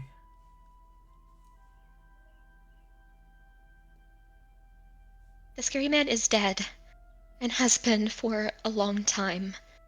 They have no authority over you anymore, Fenrir. You're not a monster. I have someone who I trust who's trying to look into either a cure or something that can help with, the side effects. So we don't have to accidentally hurt anyone. But even if that doesn't work, even if there isn't a cure, there's nothing wrong with you. It's a curse, sure, but that doesn't make you a bad person.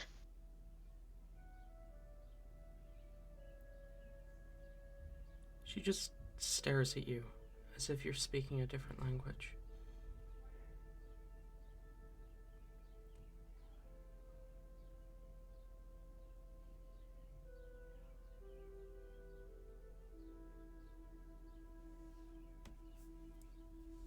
if it would help you, I have wolfsbane in my pack. I can give you some. That's helped me a lot before.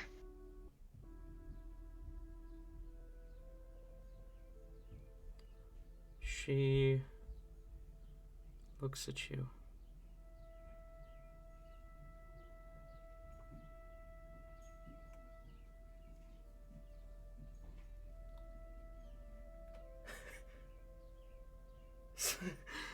Sorry, my sister just walked past my room and I just faintly heard, "Who knows where the road is supposed to lead?" And then it just faded out. I don't know. That's okay. We'll see how you're doing once you have the chains off. I'm sure you'll immediately feel a lot better. I Gosh, I have so much to ask. I don't even know where to begin. Finra, how did you were you turned? I know you mentioned you were bitten. Were you not always this way?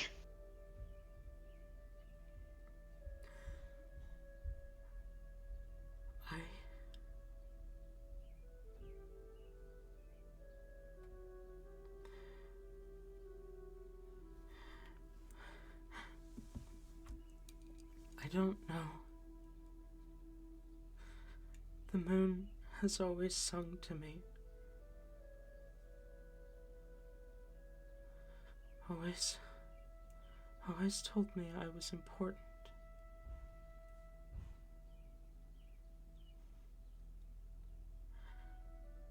And then there were the fangs.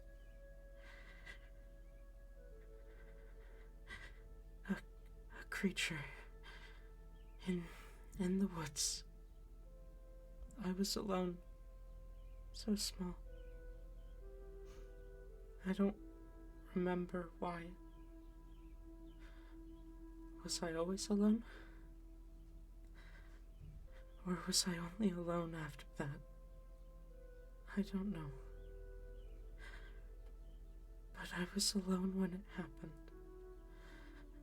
In the forest, a creature, it attacked me, it bit me. The moons, they weren't there to sing to me. They were hiding. All three of them. They were gone. And then I became the monster. The fangs were gone. I think I ate them.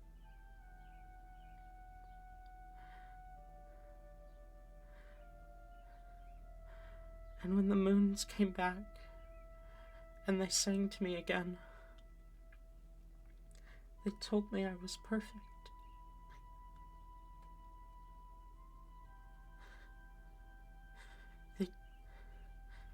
They told me I was perfect. To embrace it. And then I hurt someone. I hurt someone really important.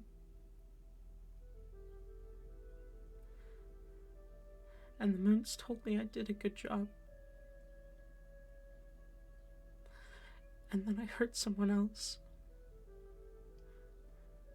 And someone else. And the moons always told me I did a good job. I don't know if it was an accident.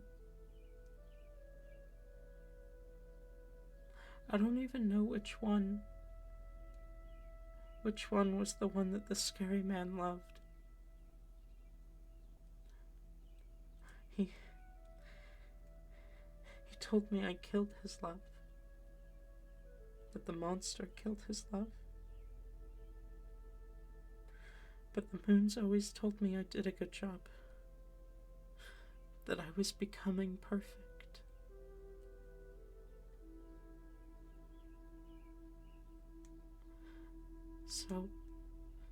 So I didn't stop. They showed me faces.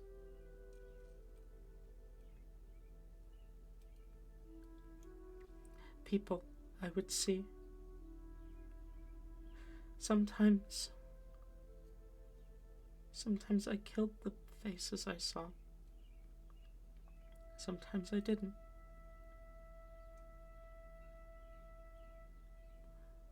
It showed me many faces. The moons. They show me so many faces. But one face that keeps showing me, I still haven't seen her. I don't know who she is.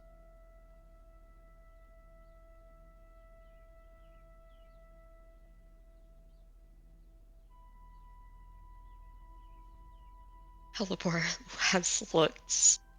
She's been following along intensely and looking more and more disturbed and confused. That is trying not to let it show too much as to not panic her.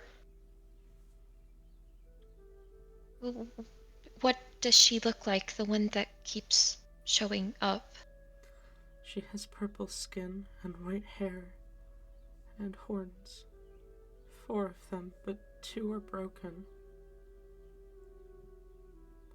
One of her eyes is gray and one is purple. And she has a tail.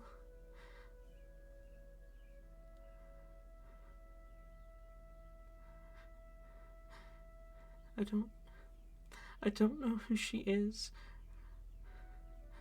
But the moons keep showing me her.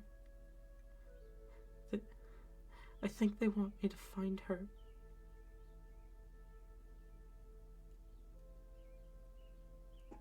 I don't imagine so, but I'm guessing this figure doesn't ring any bells. No, you've never seen anyone who looks the way that she's describing. The same for me, I assume. Yeah, same for you.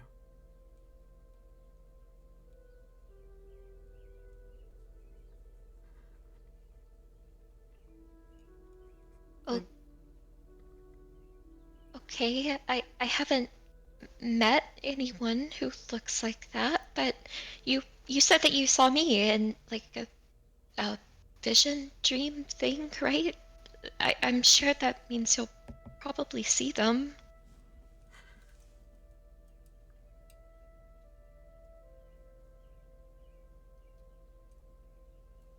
I want to hear the moon's song again.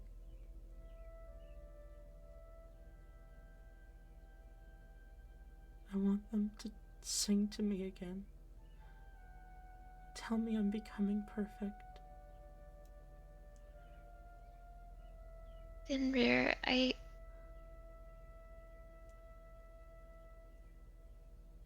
you will have the chance to turn again once you're out of here, but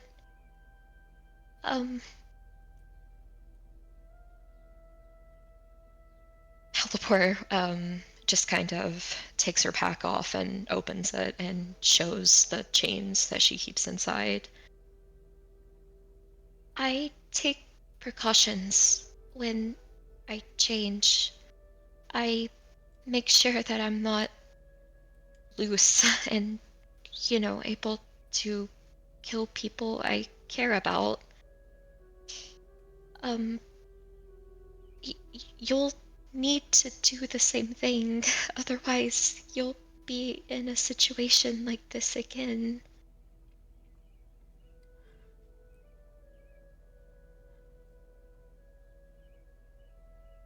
She looks at the chains, tears welling in her eyes.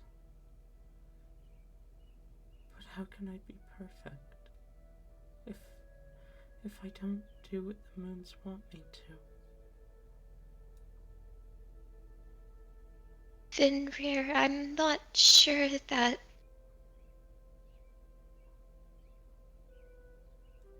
have you met anyone else other than us that changes on new moon? Have you met other people like that? Well, I guess other than whatever turned you, but anyone else? No.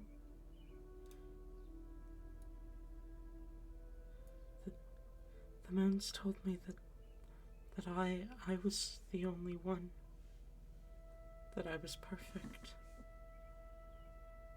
It might not be the moons. I mean, we change when they're not there, right? It might be something else you're hearing. Even if it is the moons, if they're telling you that you're perfect by killing the people you care about, I would venture to say that they're wrong. People I care about? Yeah, you said it made you kill people that you knew and loved. She shakes her head.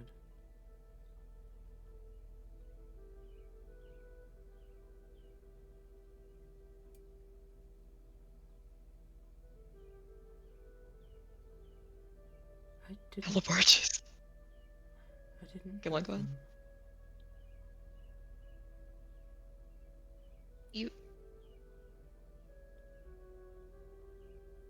Talon, I want to make sure I'm not crazy. She did say that earlier, right? In this conversation? Or in the first one? In this you had? conversation, right? No. The moons would show her faces. Sometimes she would kill them, sometimes she wouldn't. But she never... She did say she wasn't sure if she had been alone before she turned, but she has been alone since. But that's the closest. She did say that she doesn't know which one it was that the scary man loved, but that's the only time she said the word love. Other than the moons love her. Or My say they love her. brain literally was just like, no, we're just gonna like overwrite this and just okay.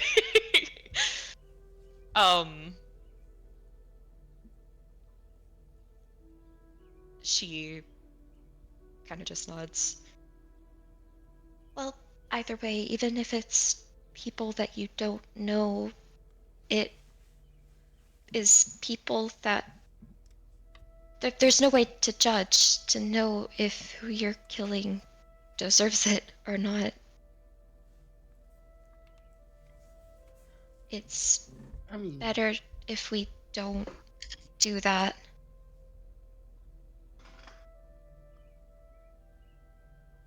Tabby, were you saying something? just, I feel like that's all Ellie would say when Helivore says, there's no way to judge. Ellie would go, I mean, that, She just kind of turns a little bit. No way to judge when we're turned. It's indiscriminate. oh, okay. But the moons always tell me I do a good job. That they're imperfect. That those people weren't part of it.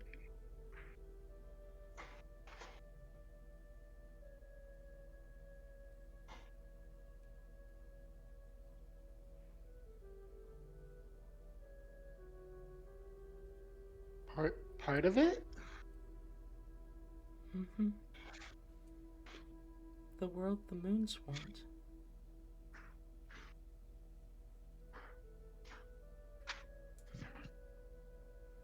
Did they give any other details on what the world they want looks like? A world where they're safe.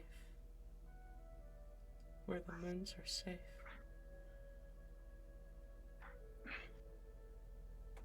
Where everyone is safe and everyone is perfect.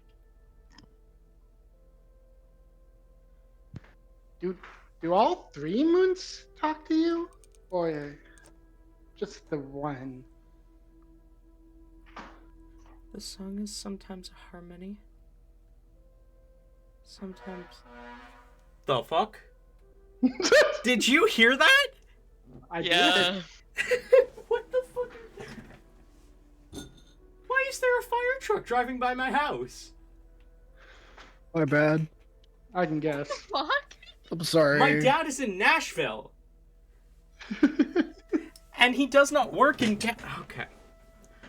Oh no, rip your dad having to be in Tennessee. Did you say Nashville? Yeah. Oh god. Poor guy.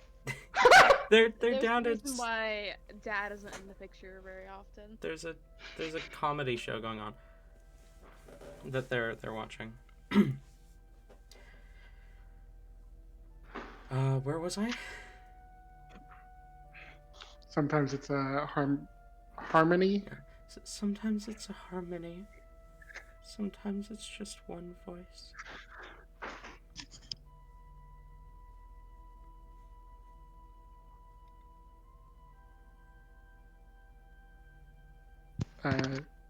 Holly shrugs. And this is look like Chaos and Ordon would probably be giving like way different things for her to do. I don't know how they would speak in a harmony. Sometimes they And- tell me that I can be part of the harmony one day. As long as I'm perfect.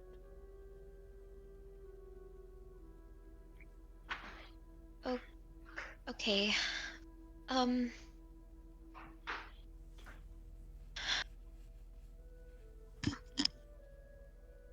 Fenrir, did you have any, like, anyone that you would maybe want to return to that might still be alive? Did you have friends or family or anyone? She looks at the ground, then looks at you.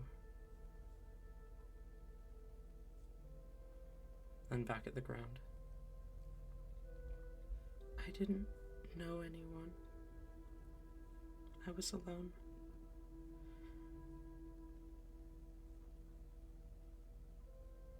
But now I know you.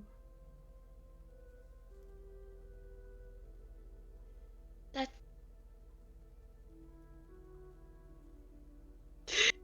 Calibra's face like falls at the I was alone, like looking even more empathetic.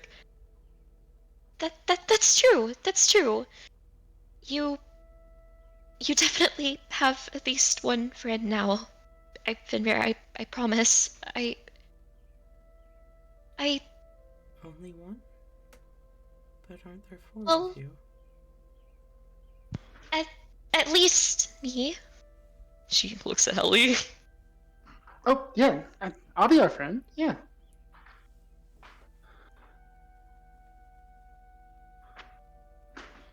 I'm sure the others would say the same as well. She smiles a little bit. Maybe I can help Okay. you become perfect.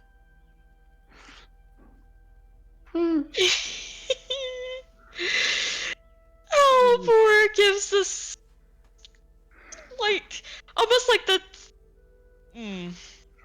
a smile you might like give a kid when they like have a outlandish request that you don't want to quite like put down, but you're I know exactly what you're talking about. yeah. What exactly do the moons mean when they say perfect?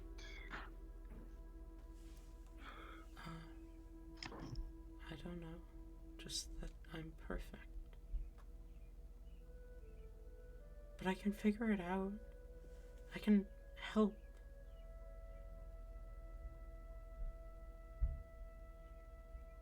Help with what? Help make you perfect so they won't try to kill you. So Have who them- won't try to kill me? The moons. You might already be perfect. You're like me, right? Yeah?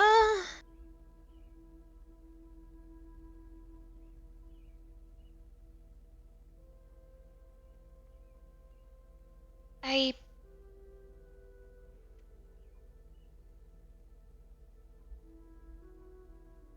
we'll we'll see. Maybe they'll tell you more. I mean, it's been a long time. Maybe the next time that you change, you'll, you know, maybe you can ask more about it.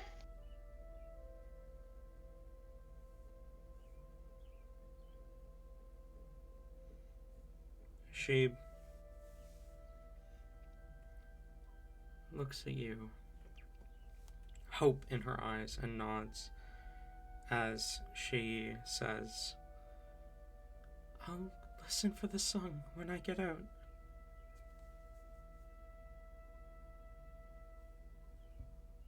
Um,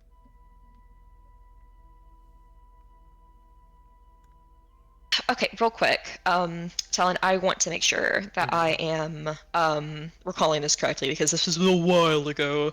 But I feel like Heliber's been itching to ask, especially now with the I didn't have any friends or family thing. But I know that the second time, I believe it was, that Heliber spoke with D-Ray, she mentioned knowing Fenrir.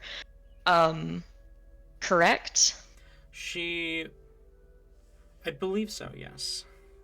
I mean, I know she did. I don't remember exactly. I think she was like, you know, did she mention being friends with her? I think it was just that she knew Fenrir well. I don't think she specifically said friends. Okay. Still something she wants to inquire about. Heliber thinks for a moment, and I still feel like she kind of weighs whether she wants to ask this now, but goes for it. I, Finra, I know you mentioned you didn't really have friends or family, but did you know Dee? She she blinks, looks at you. Heliber just points at her eyes. She looks at your eyes. You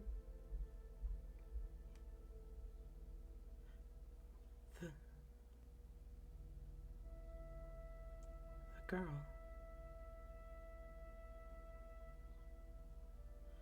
The moons were always quiet when she was around.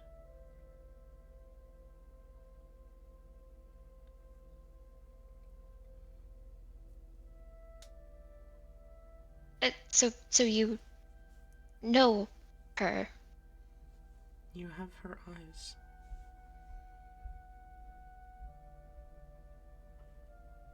Heliber's fist clenches to not have to. There's a look, but she regains herself. Yeah. D-Ray, you did what did she talk to you about? She would also sing to me sometimes. Quieter. Softer. She would tell me I wasn't a monster, no matter what people thought. I didn't know what she meant by that. Not then.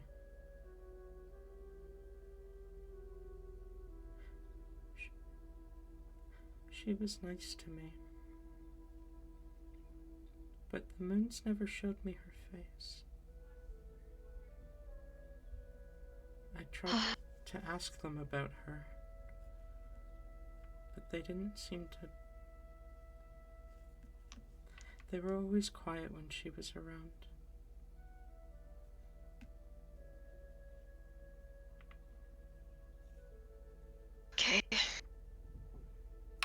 God damn it, this this confirms.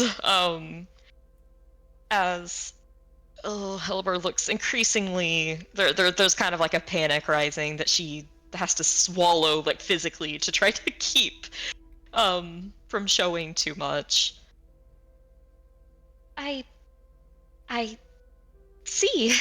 Um, okay. That's did she ask about them? Did she mention, maybe not to listen to the moons? I asked her once why they were quiet. She didn't know what I meant, but she said the moon was her friend, at least used to be. She said that she and the moon didn't really get along anymore, and that was probably why they didn't sing when she was around.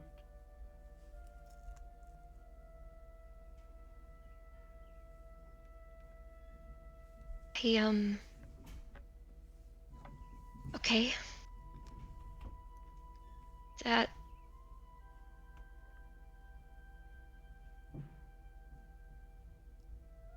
is good to know.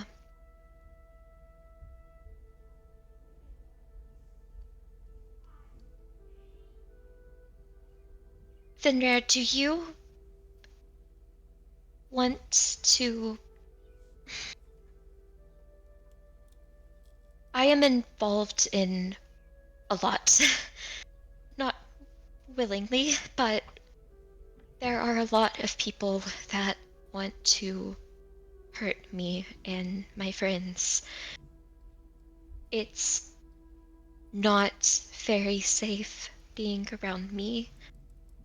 We go a lot of places. We're attacked. There have been many times where I've not been able to protect the people around me. I can't guarantee that you'd be safe with me, and I'm not too sure if our friends would be safe around both of us at the same time either. But you have been here way too long to not be able to have agency, to not be able to choose what you want to do. I have a friend that I trust that would be able to look after you here. On, well, not here, somewhere much better than here, but out of here. They would be able to look after you and help. They're the ones trying to find the cure, the thing to make our condition better.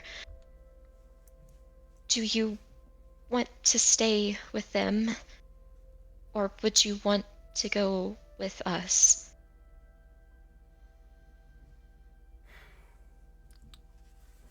Now I have to make a decision as a DM here. Because I, as a DM, don't want two NPCs with the party right now. I, as a player, do not want two NPCs with But I'm trying to reason a way through Fenrir's mentality where she would say no. Alright, we just kick Hyacinth out. Hyacinth used. Yeah, I think Get him out of here. I don't want to be that guy, but I feel like having Fenrir in this party is going to be more of a burden than a plus. I'll be real. It would be, yeah. Like, I don't want to be that guy. I'd love to go through this mentality, but I feel like this is an awful idea taking her with us. Hear me out. What if we say, like, yes, Fenrir's coming with us. As soon as Fenrir steps out, mental breakdown, can't leave. Overstimulation. Fenrir. Okay, I think I've. I mean, I feel like Helly could step in here and just remind Hellebore and also inform Fenrir that Ariane did say, like, they could give her like mana potions and whatnot. She'd probably feel a lot better with them, at least for a while. That I don't think we could give her that. We don't have the resources to really be able to help with that, no. She opens her mouth to speak, then closes it, looking, thinking. I don't want to hurt you.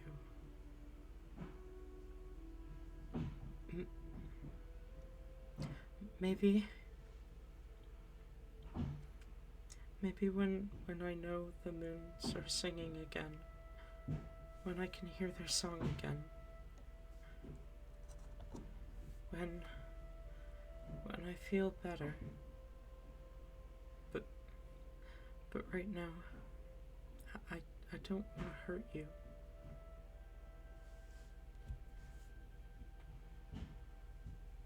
Calivor's face is just... Ah, man. The tears she's been battling against the entire time start to well up a little bit, and she has to sniff and wipe her eyes. Okay. That's absolutely. I want you to know this isn't goodbye. I'm not going to. I wouldn't spend all of this time getting you out to just leave you or not.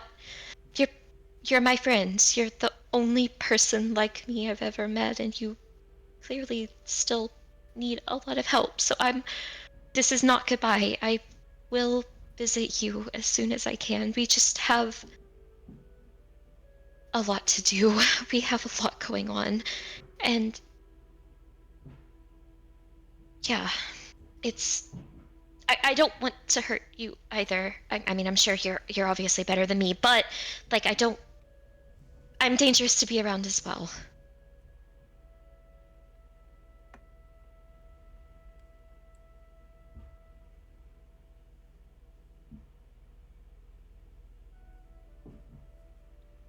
She looks at you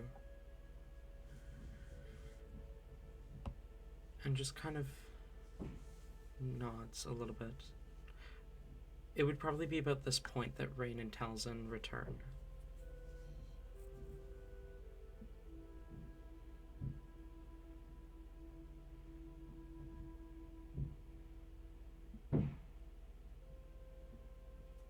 Hell ye.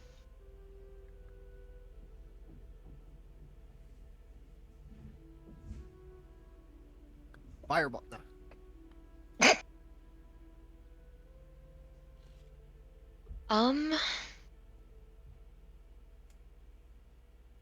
With backup here, just to test it,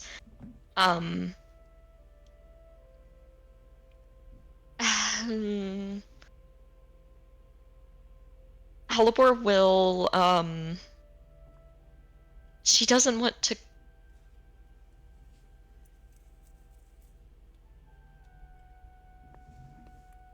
She'll kind of just turn around, like, give them each a look, like, obviously, like, looking in, like, a kind of, like, pay attention type of way. And then she's going to...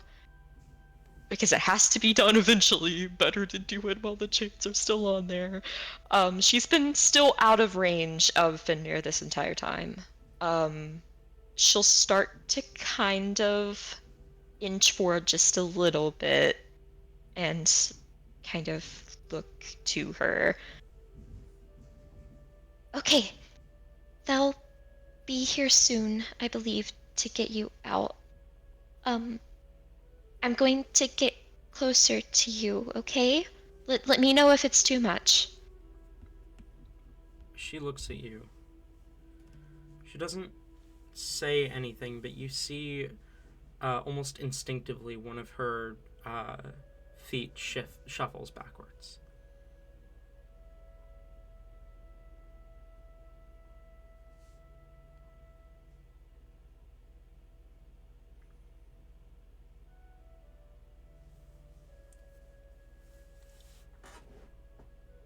seeing that, she'll kind of just look down and like tilt her head. Is that okay, or would you rather me not? She takes a shaky breath, exhales, then nods.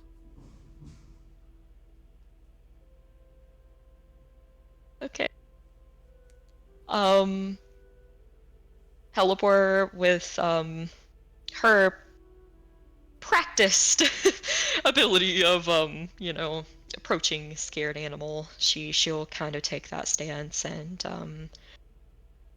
very cautiously, slowly approach until, if nothing happens, she is standing like right in front of her.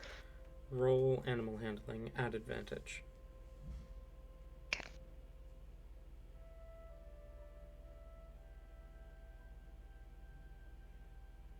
All right. That is gonna be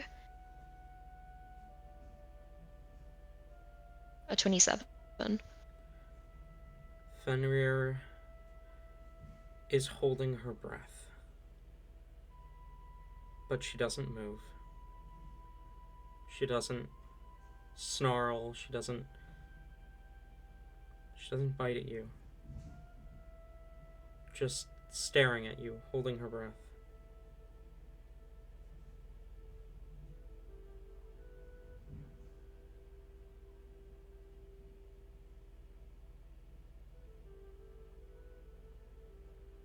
She'll give a as calming of a smile as she can.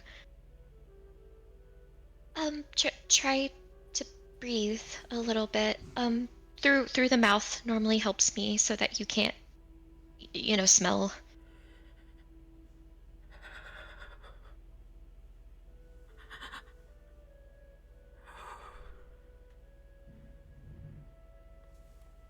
Very shakily, she takes a couple of breaths.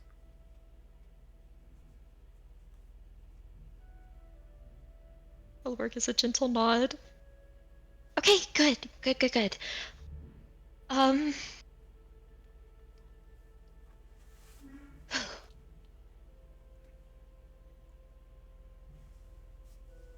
She will. To everyone else, like it kind of looks like, what is she doing? But she'll just stay there for at least like a minute or two, just trying to condition her, basically, or get her used to, hey, someone is right beside you. And then if Finra doesn't make any moves, she will speak up. okay. There is a good chance that with taking the chains off and, with maybe administering whatever help you might need once you're out of here, that they will probably have to touch you at some point. She will kind of just hold out her hand. Fenrir flinches immediately, shuffling back as you hold out your hand.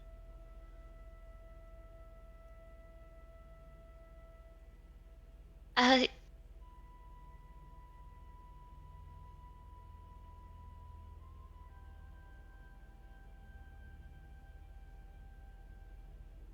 I won't push you, but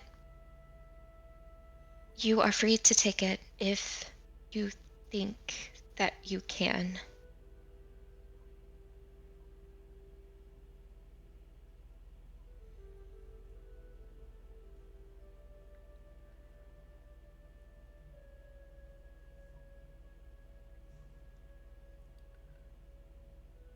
She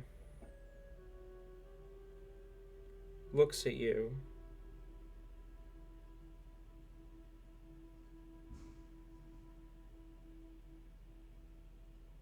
her eyes lingering,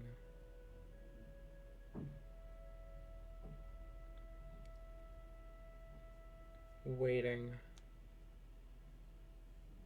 before she takes another step back and shakes her head.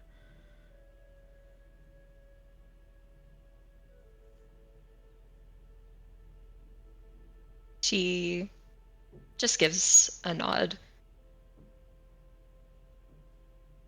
That's okay. Don't worry or anything. It takes time. I am sure that they know to be patient with you, so they won't handle you if you're not ready for it. I promise.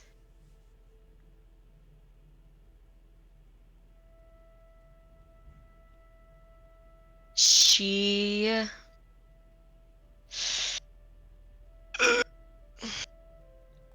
this is incredibly dumb and she knows it, but Heliport is taking some responsibility for this is, a dangerous person that she is releasing. We need to test how much. She is going to do like the worst thing that you can do for a scared, maybe possibly might bite you animal, and she will turn her back and walk away.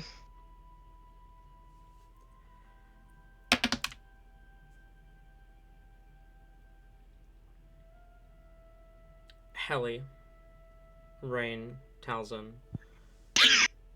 Ruh-roh. you three see as Helibor turns her back, and almost instinctively, Fenrir takes a half step forward and then catches herself. And just watches Helibor walk away.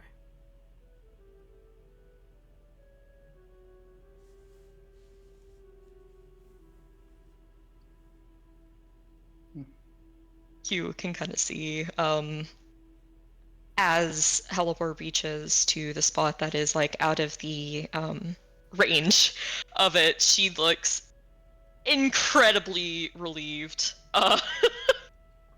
She was preparing herself. You could kind of see on her face, and she was faced towards you guys. There was preparation, but she lets out a breath that she was holding. Okay. We'll stay in here with you, Fenrir. We're not going to leave you. But we'll wait. They should be soon. She nods.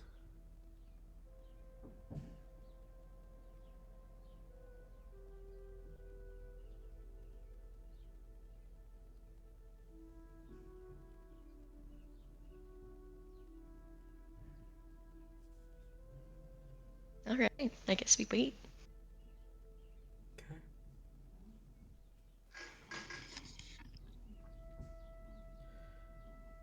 You wait.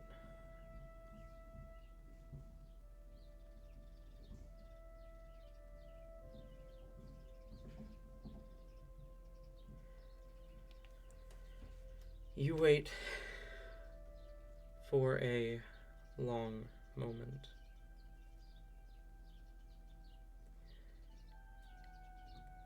You don't know how long you wait. Your heart beating. The air heavy. You know in your heart that this is the right thing to do. But you can't help but remember that if Fenrir is what APS claimed her to be all those years ago, a dangerous monster that can't be controlled, if she does hurt a lot of people who don't deserve it, that would be only on your head.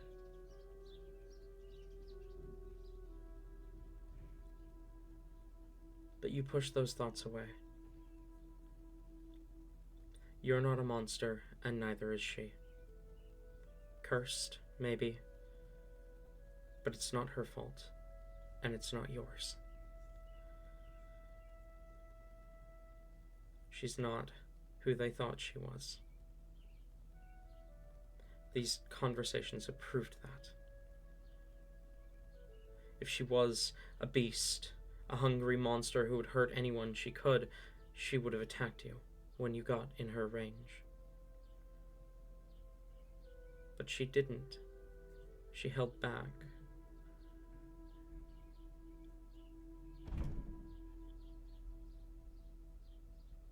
It is an hour of waiting.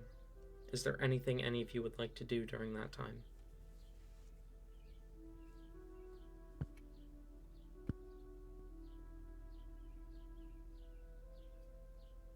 I can't think of anything.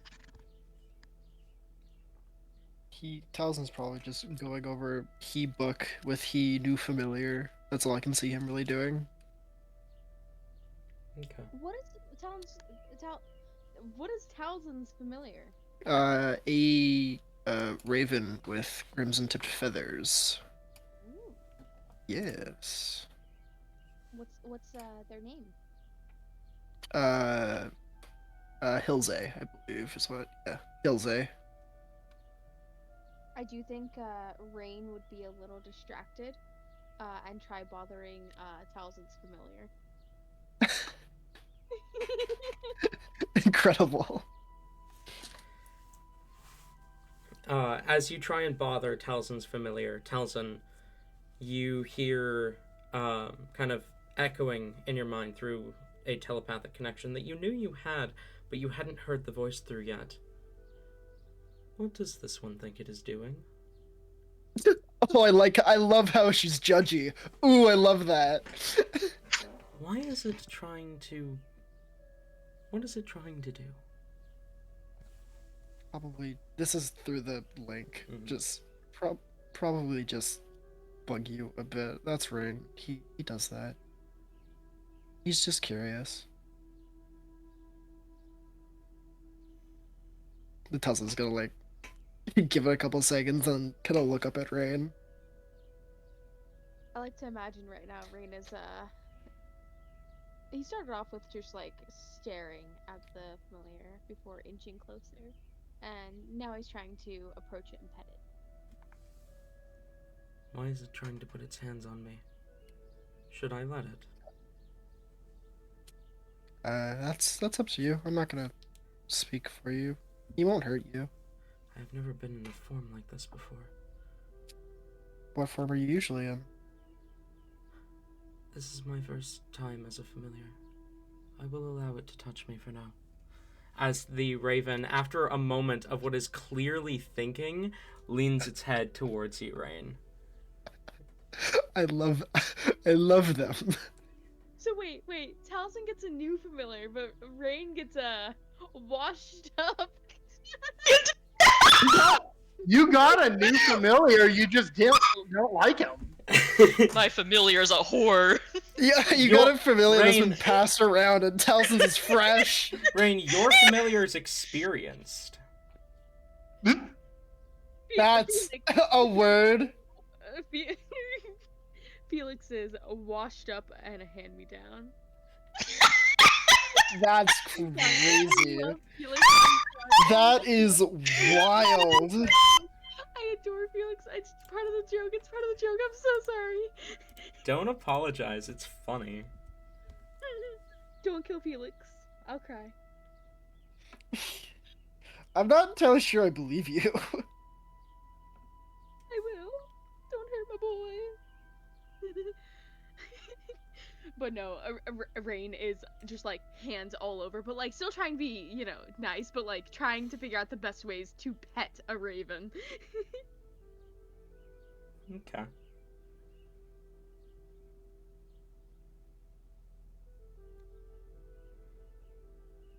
I love it. It's so good.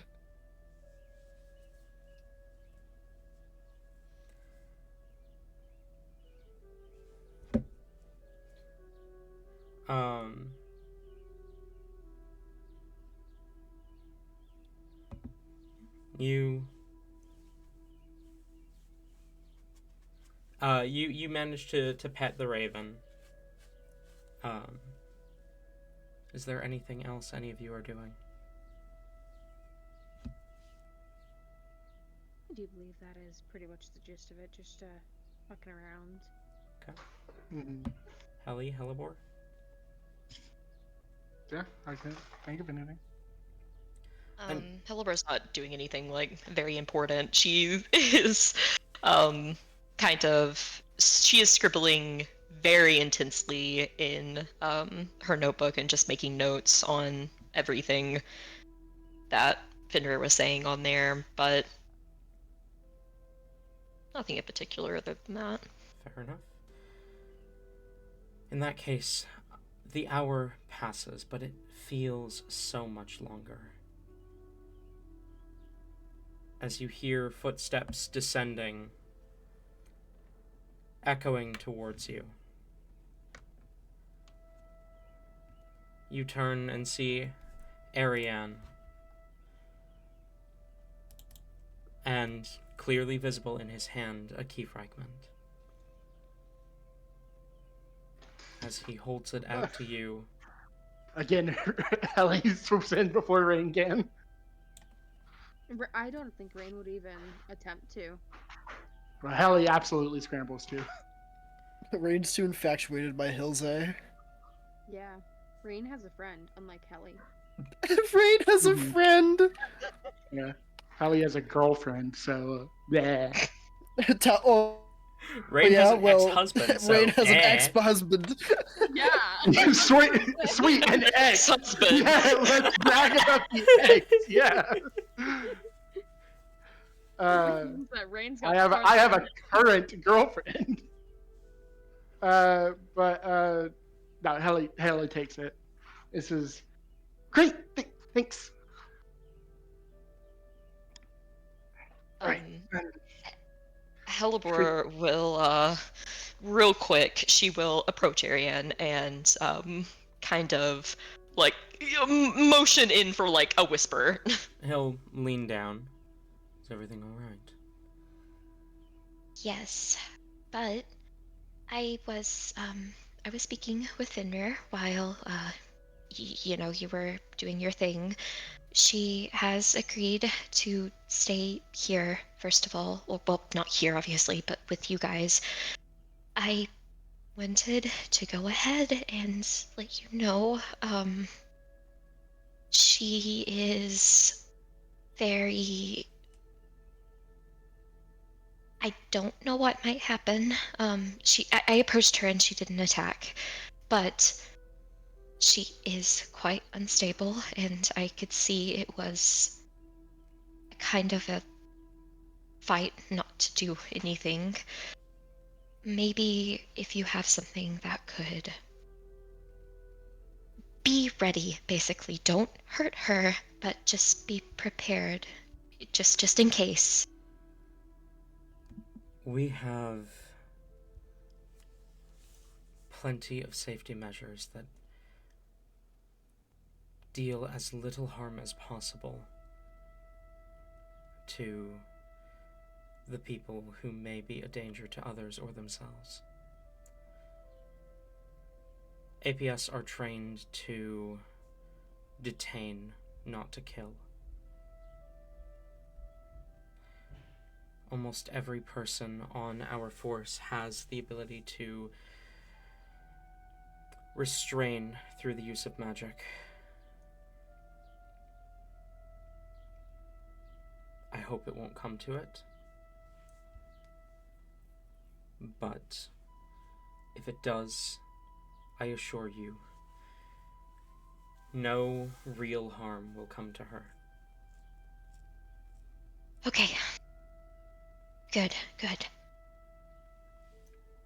She will turn and approach Helly, who has all the components, I suppose. Well, no, Rain Or, has the well, other ones. Yeah. Yeah, All Rain's right. got- Oh, so we're never getting that done. Ellie will snap her fingers and summon Philly.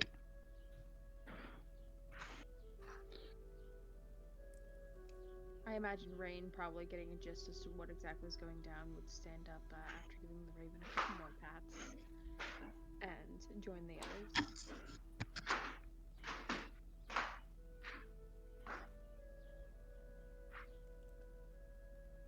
Tyler? Hmm? I said I summoned Philly. Oh, sorry, I blanked. Yes, Mistress Alicia? Uh, Philly, go ahead and go get the other fragment from the vault. Yes, Mistress Alicia. I thought you said something completely different for a second.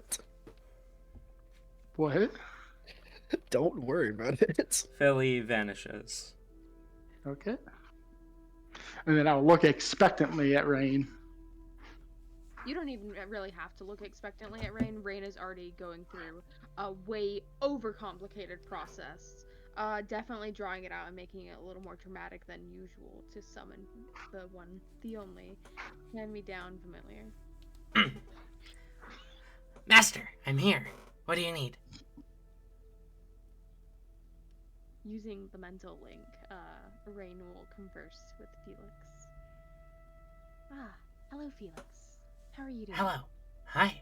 I'm alright. You don't normally ask me that. I'm sorry. What do you Would need? you like me to ask you that question more often? What do you need?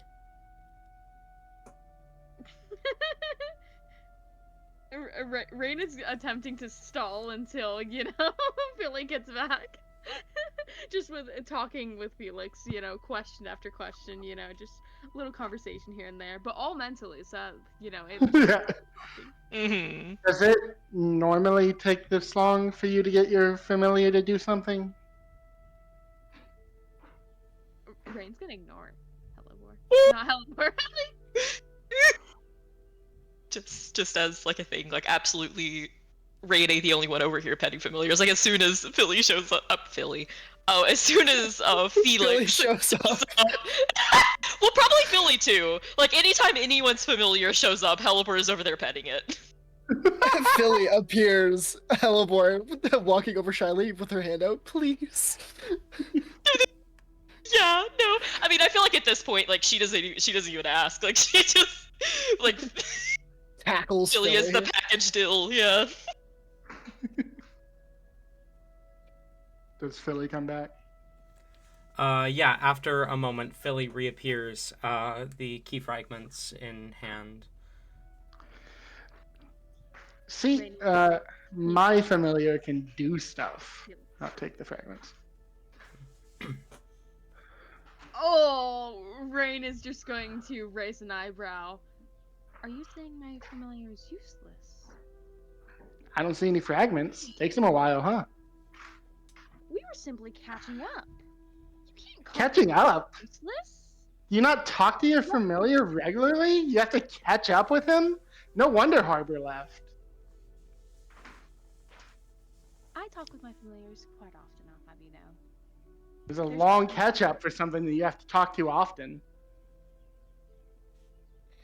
I think I'm just more of a curious mind than you. Philly, how great am I? You are wonderful, Mistress Alicia. Isn't he paid to say that? We don't. Yes, be I am. silly. We don't pay Philly. No, I am not. I am not. Isn't that like your whole obligation? Yes, it is my contract. There you go. See? That he accepted willingly. Doesn't mean he believes it. I am allowed to both believe it and it be part of my contract. Thousand just being a little shit starter for no reason. Yeah, especially how he was. Okay. I don't know. I felt myself zoning out, needed to do something to get back in the zone. I love it. It's like, what are we? It's like, what? I have to join in here somehow. Fuck your familiars.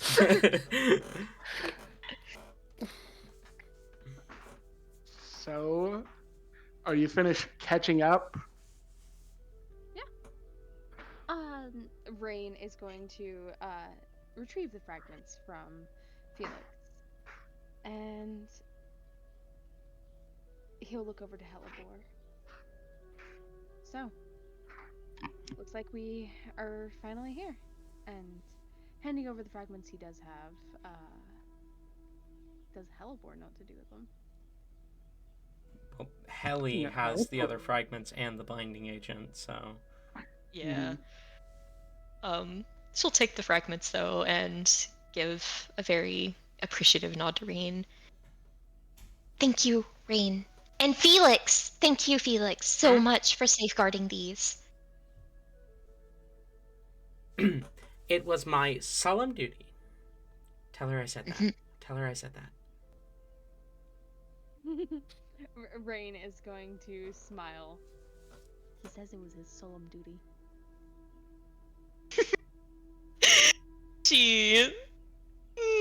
She gives like an audible awe at that. Oh, Animal is suppose. Felix right now. Wait, what'd you say? What type of animal is Felix right now? A mole. Mm. Classic Felix. Thank you, Felix. Ellie watches Hellebore go awe at Felix and looks to Philly and goes, "Learn how to tell him, give him a And Rain's gonna continue on with, I think Felix likes you. Do you like me? I love you. Felix nods his head.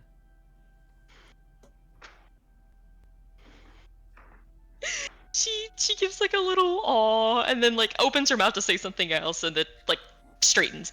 Wait. This can come after. We have to help Finmira. She'll still give a little she'll blow a little kiss to Felix and then turn around and hand over the fragments to Helly. Oh, okay. Ellie would She do her trusts best. you more to do this than she does herself.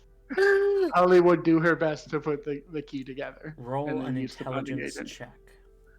Oh boy. Oh, hey guys. Can Rain be like over the shoulder, like judging and like trying to solve it himself? You can Oh, also okay. roll intelligence. Oh, fuck.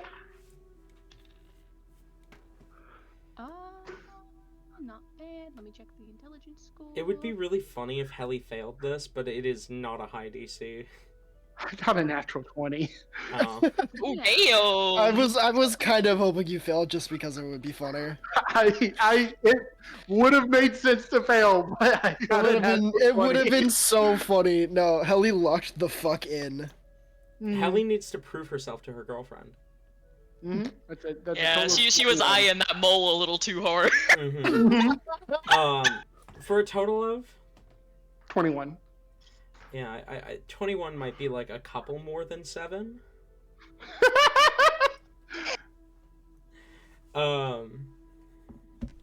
You immediately kind of set the fragments down, and reassembling the key looks pretty easy.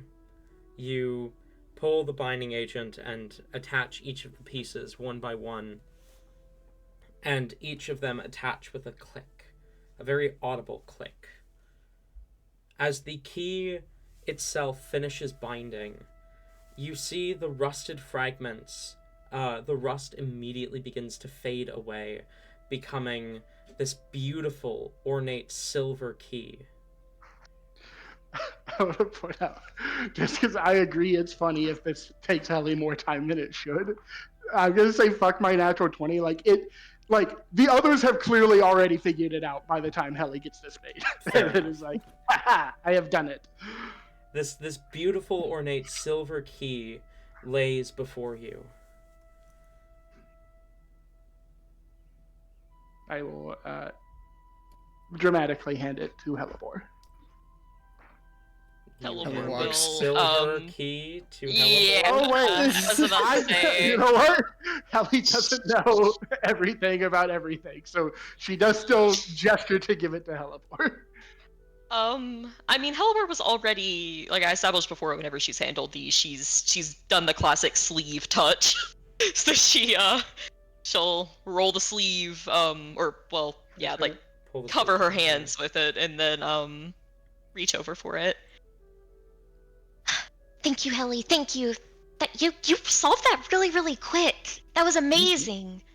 Yeah, I'm really smart, The actually. entire the entire party secretly looking at it and immediately figuring out what it was. It's like a fucking Rain, Pete Taliesin, jigsaw and puzzle. Familiars all making Like I like to imagine that the three of them were like also slowly like kind of pushing pieces towards each other to make Yeah, like without Helly like seeing or I was gonna say paying Phil. attention.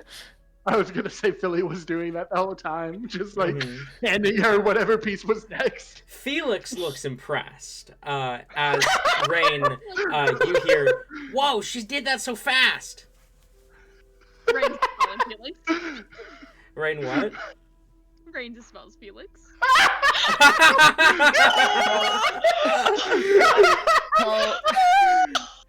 Taliesin gives Hildy's beak a small shrug. I'm not gonna dispel you unless it's necessary. You don't know what was said. You just see Rain I- dispel Felix. I am at your disposal to use as you wish. I like to keep. Wait, did Taliesin say that out loud or through the link? I kind of want him to have whispered it, so I'm gonna go with he whispered it a little bit Okay. because he thought he could get away with it. Well, I mean, Rain would have a comment to make, but only if he heard it, so I don't know. I mean, we were all pretty close. I imagine it was probably heard. Yeah. Rain would lean over and whisper then, I keep Felix, not here for safety reasons. He doesn't survive very well out here. The longest I've seen him out was today. What do you mean safety reasons? You'd be surprised how many things try to eat moles. Nothing tries to eat imps. They don't taste very good Okay. and are incredibly poisonous. And you're looking at Philly like, I gotta give me a bite of that. Can I please take a chunk out of that ass? Oh my god. Okay, Hellebore will, take the key with the sleeve and, kind of hold it up, like, just a little bit, like, for Fenrir to see. We got it! Okay. I'm gonna do this now. Are you ready? Fenrir's eyes linger on you, and she, after a moment, nods.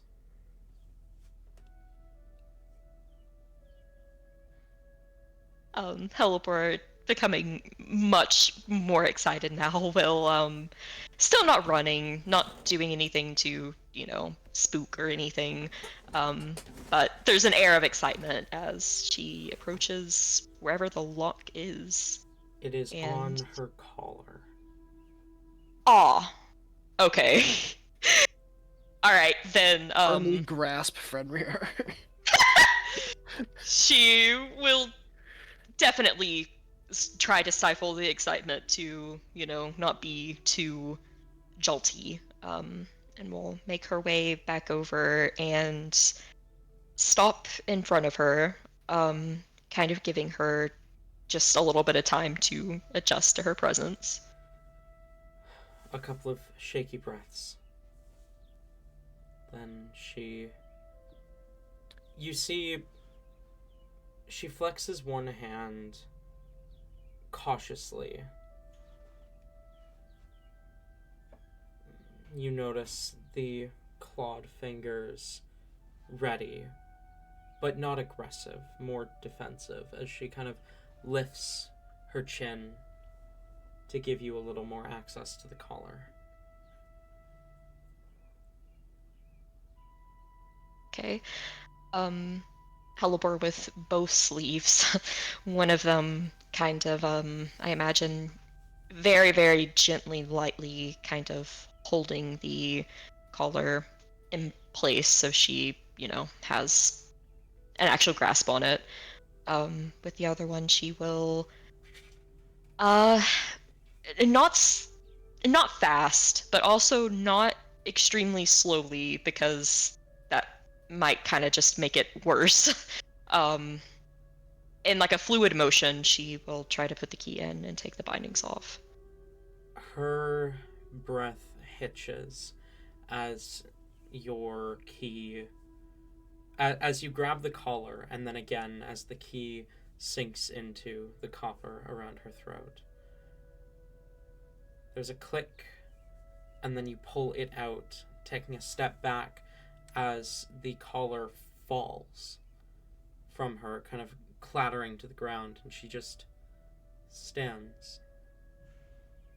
She takes a couple steps forward up to the edge of the ring that marks her radius.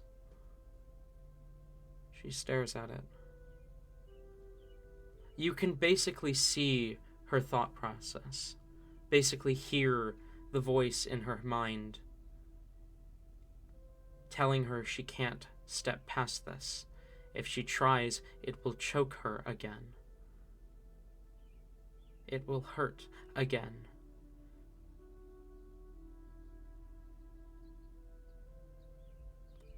And then she takes a step across the boundary. Breath held, eyes closed. After a moment, standing just on the other side of the barrier, she opens her eyes, one at a time, glancing around, then exhales. She looks at you with an expression that you're not sure how to read. She looks confused, excited, scared. Some mix of the three, probably. As she looks at you. Is it over?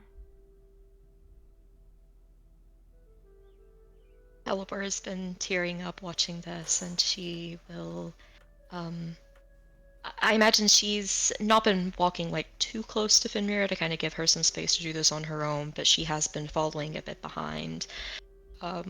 She takes just a few steps forward and gives an enthusiastic nod. Yes! You're free, Finrir, you're free. She swallows, then swallows again, looking around.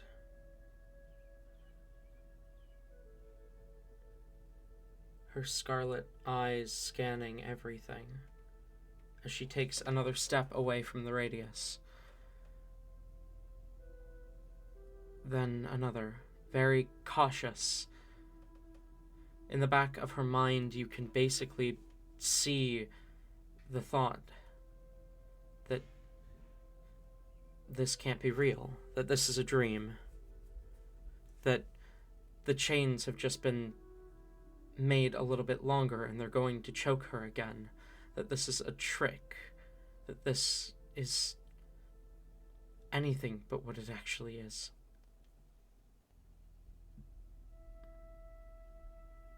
But with every step she takes away from the radius, she becomes a little more confident. She gets closer to accepting that, yes, this is real.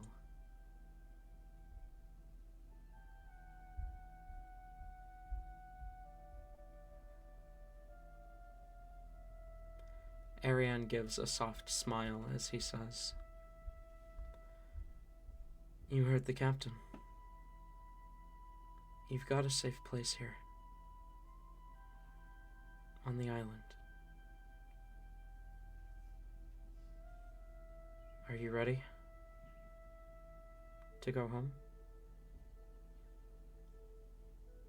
Her eyes shift to look at him. Waiting, thinking.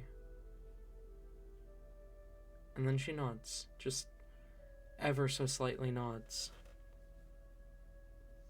and says, I think I am.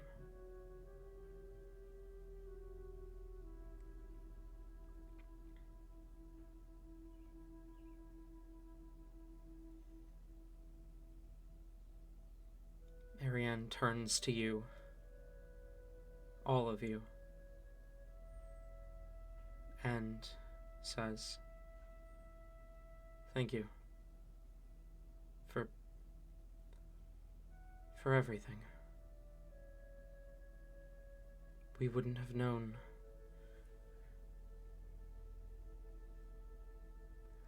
I'm going to assume that Captain Elsword is going to waive any charges that might come from how you obtained some of those fragments. And if she doesn't, I will.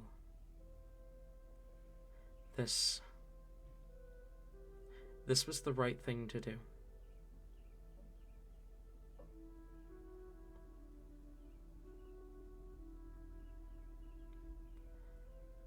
We're going to take care of her. I promise.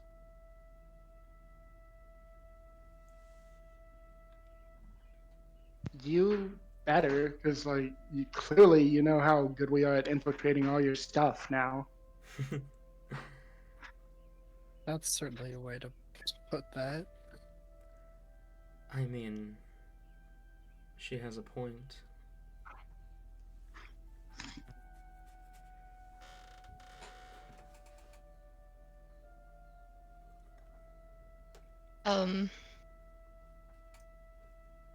Helibor will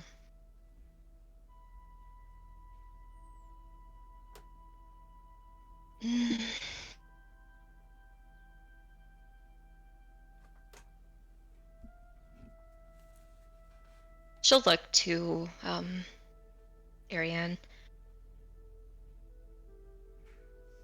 Do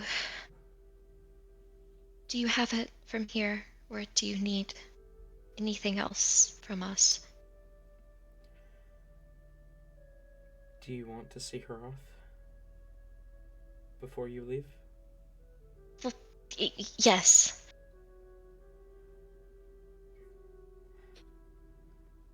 I need to register her in our system as a citizen of the island, a permanent citizen of the island, at least for now. I'll get her an address, a home, somewhere she can unwind, be alone, be herself.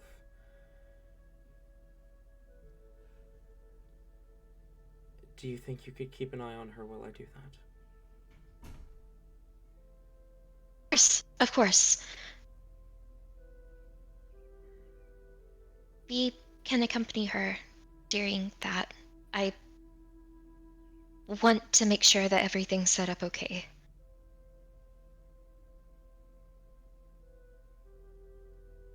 He nods, then looks to her as he says, do you remember if you have a second name, Fenrir?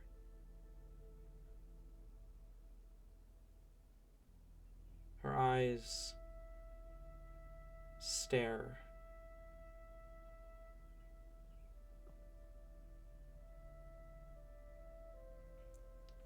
They stare at him, through him, as if thinking.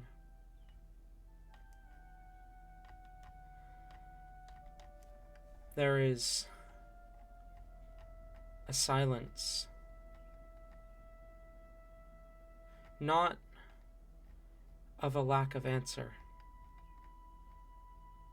but of someone searching for a memory they've long lost.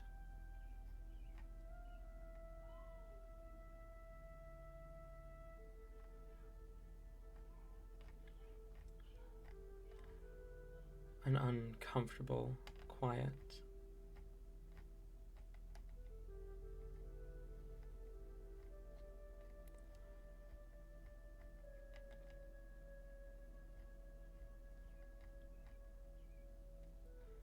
before she breathes and says, I remember sometimes they would call me Arnada.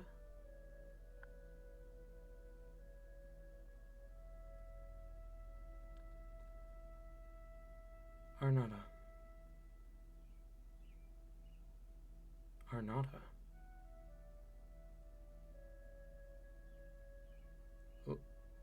Like the noble house? I don't know. Right. Right, okay. Let's get you some fresh air. And, he reaches into, his pocket and pulls out a, large vial filled with a, cyan blue liquid as he holds it out to her. You will need to drink this either before or just after we step back out into the material, because you are going to feel very exhausted if you don't. She looks at the potion, then back at Ariane, then her eyes flit to Hellebore as she asks, Is he telling the truth? Yes, it's just, like a potion that it's for your essence or something, is my understanding. It's safe. You do need to take it. She looks back, reaches out and grabs the vial. Then she removes the cork and downs it.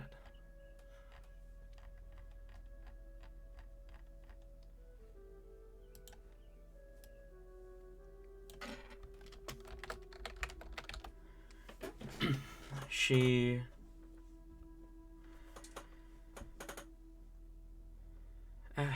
breathes.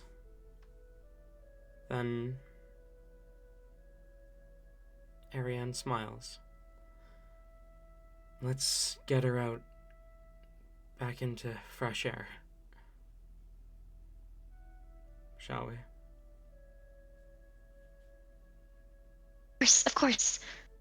She'll, not really even being able to contain her excitement at this point, she kind of trots up beside Fenrir and she's smiling ear to ear. You get to see like the sky and like clouds and like birds and animals. And if you have any animal requests, I can turn into one. You definitely need to see an animal as soon as possible. I do take requests and I can fill most any. She smiles. Just smiles at you.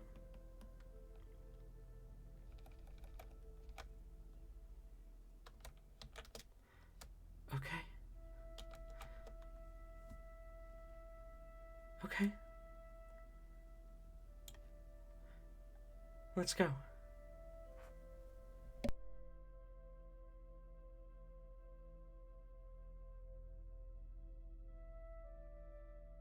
We march onward.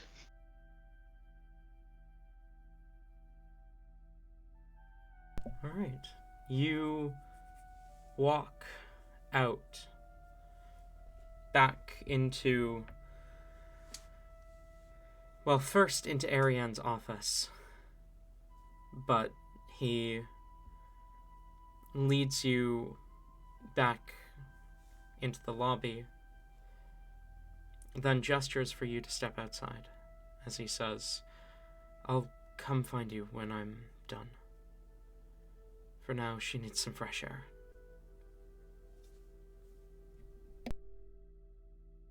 Hellebore, like, I think it's like she's so excited by this point. It's like she can't even really contain it. She does like run to the door and opens it and gestures for Fenrir. The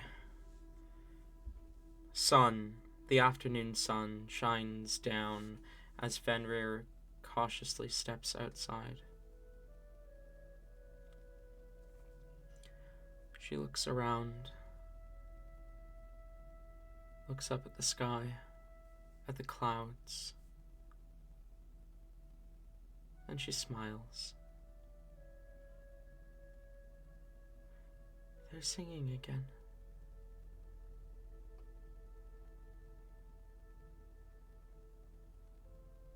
Whoa, Helibor's smile just wavers just a little bit.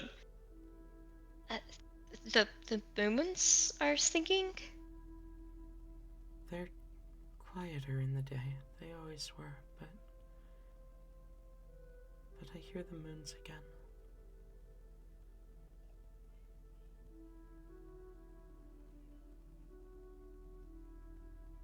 What are they saying? They're just singing. No words, just harmony.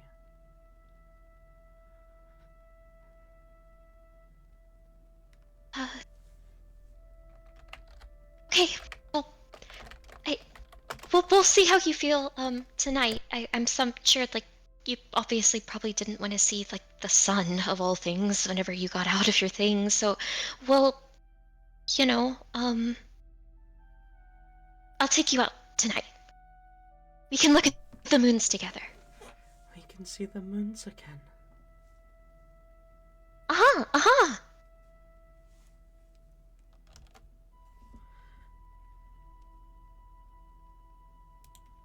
She smiles. Her smile brighter than even the sun above. And she begins to hum. A strange tune. One that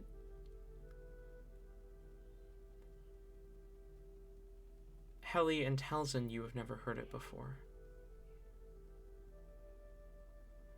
But Helibor and Rain, it is familiar, and you're not sure why. You don't Wait, no? Who? Rain and Helibor. To you it Okay. is familiar, the tune she hums, but you're not sure why. You don't remember having ever heard it. Rain, to you it is a strange tune, a strange song. It is out of tune, and you're not sure if that's because of Fenrir or because the song is just written that way. But to Helibor, there is a strange comfort in the song. You don't know why you know this song, but it soothes you.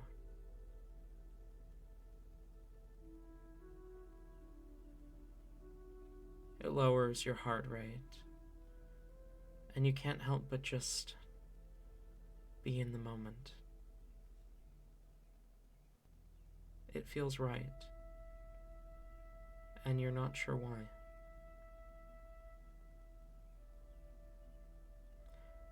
You don't even realize that you've begun to hum along with her. But you have.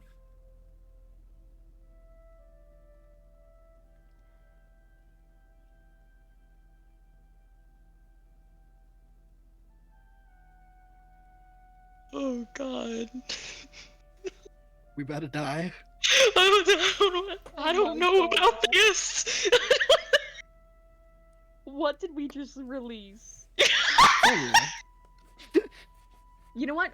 When this goes bad, Rain is just going to point to Heli and be like, "It's her fault." It all happened to me. You were too good at your job. You should have got those keys.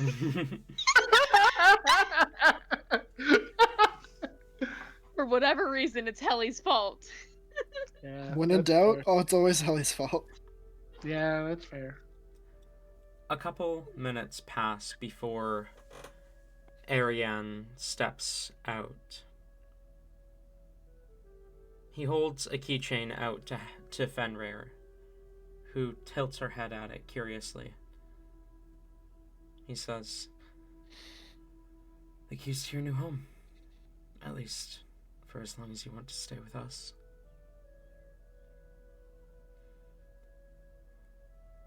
Do you want me to show you the way? She nods, the soft smile on her face.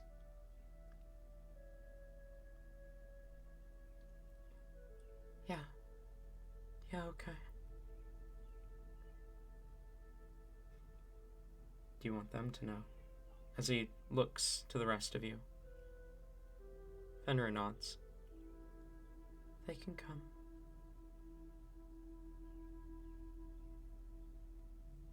Well then, let's get you home. As he begins to walk off, Fenrir following, she begins to hum again. That same tune.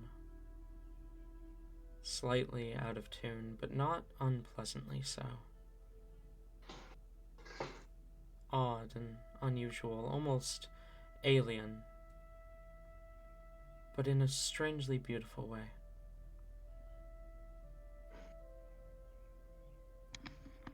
That's where we're going to end tonight's session.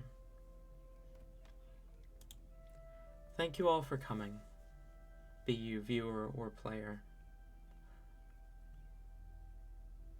And I look forward to seeing you all next week, where hopefully we can all hum along to the same song in a perfect world.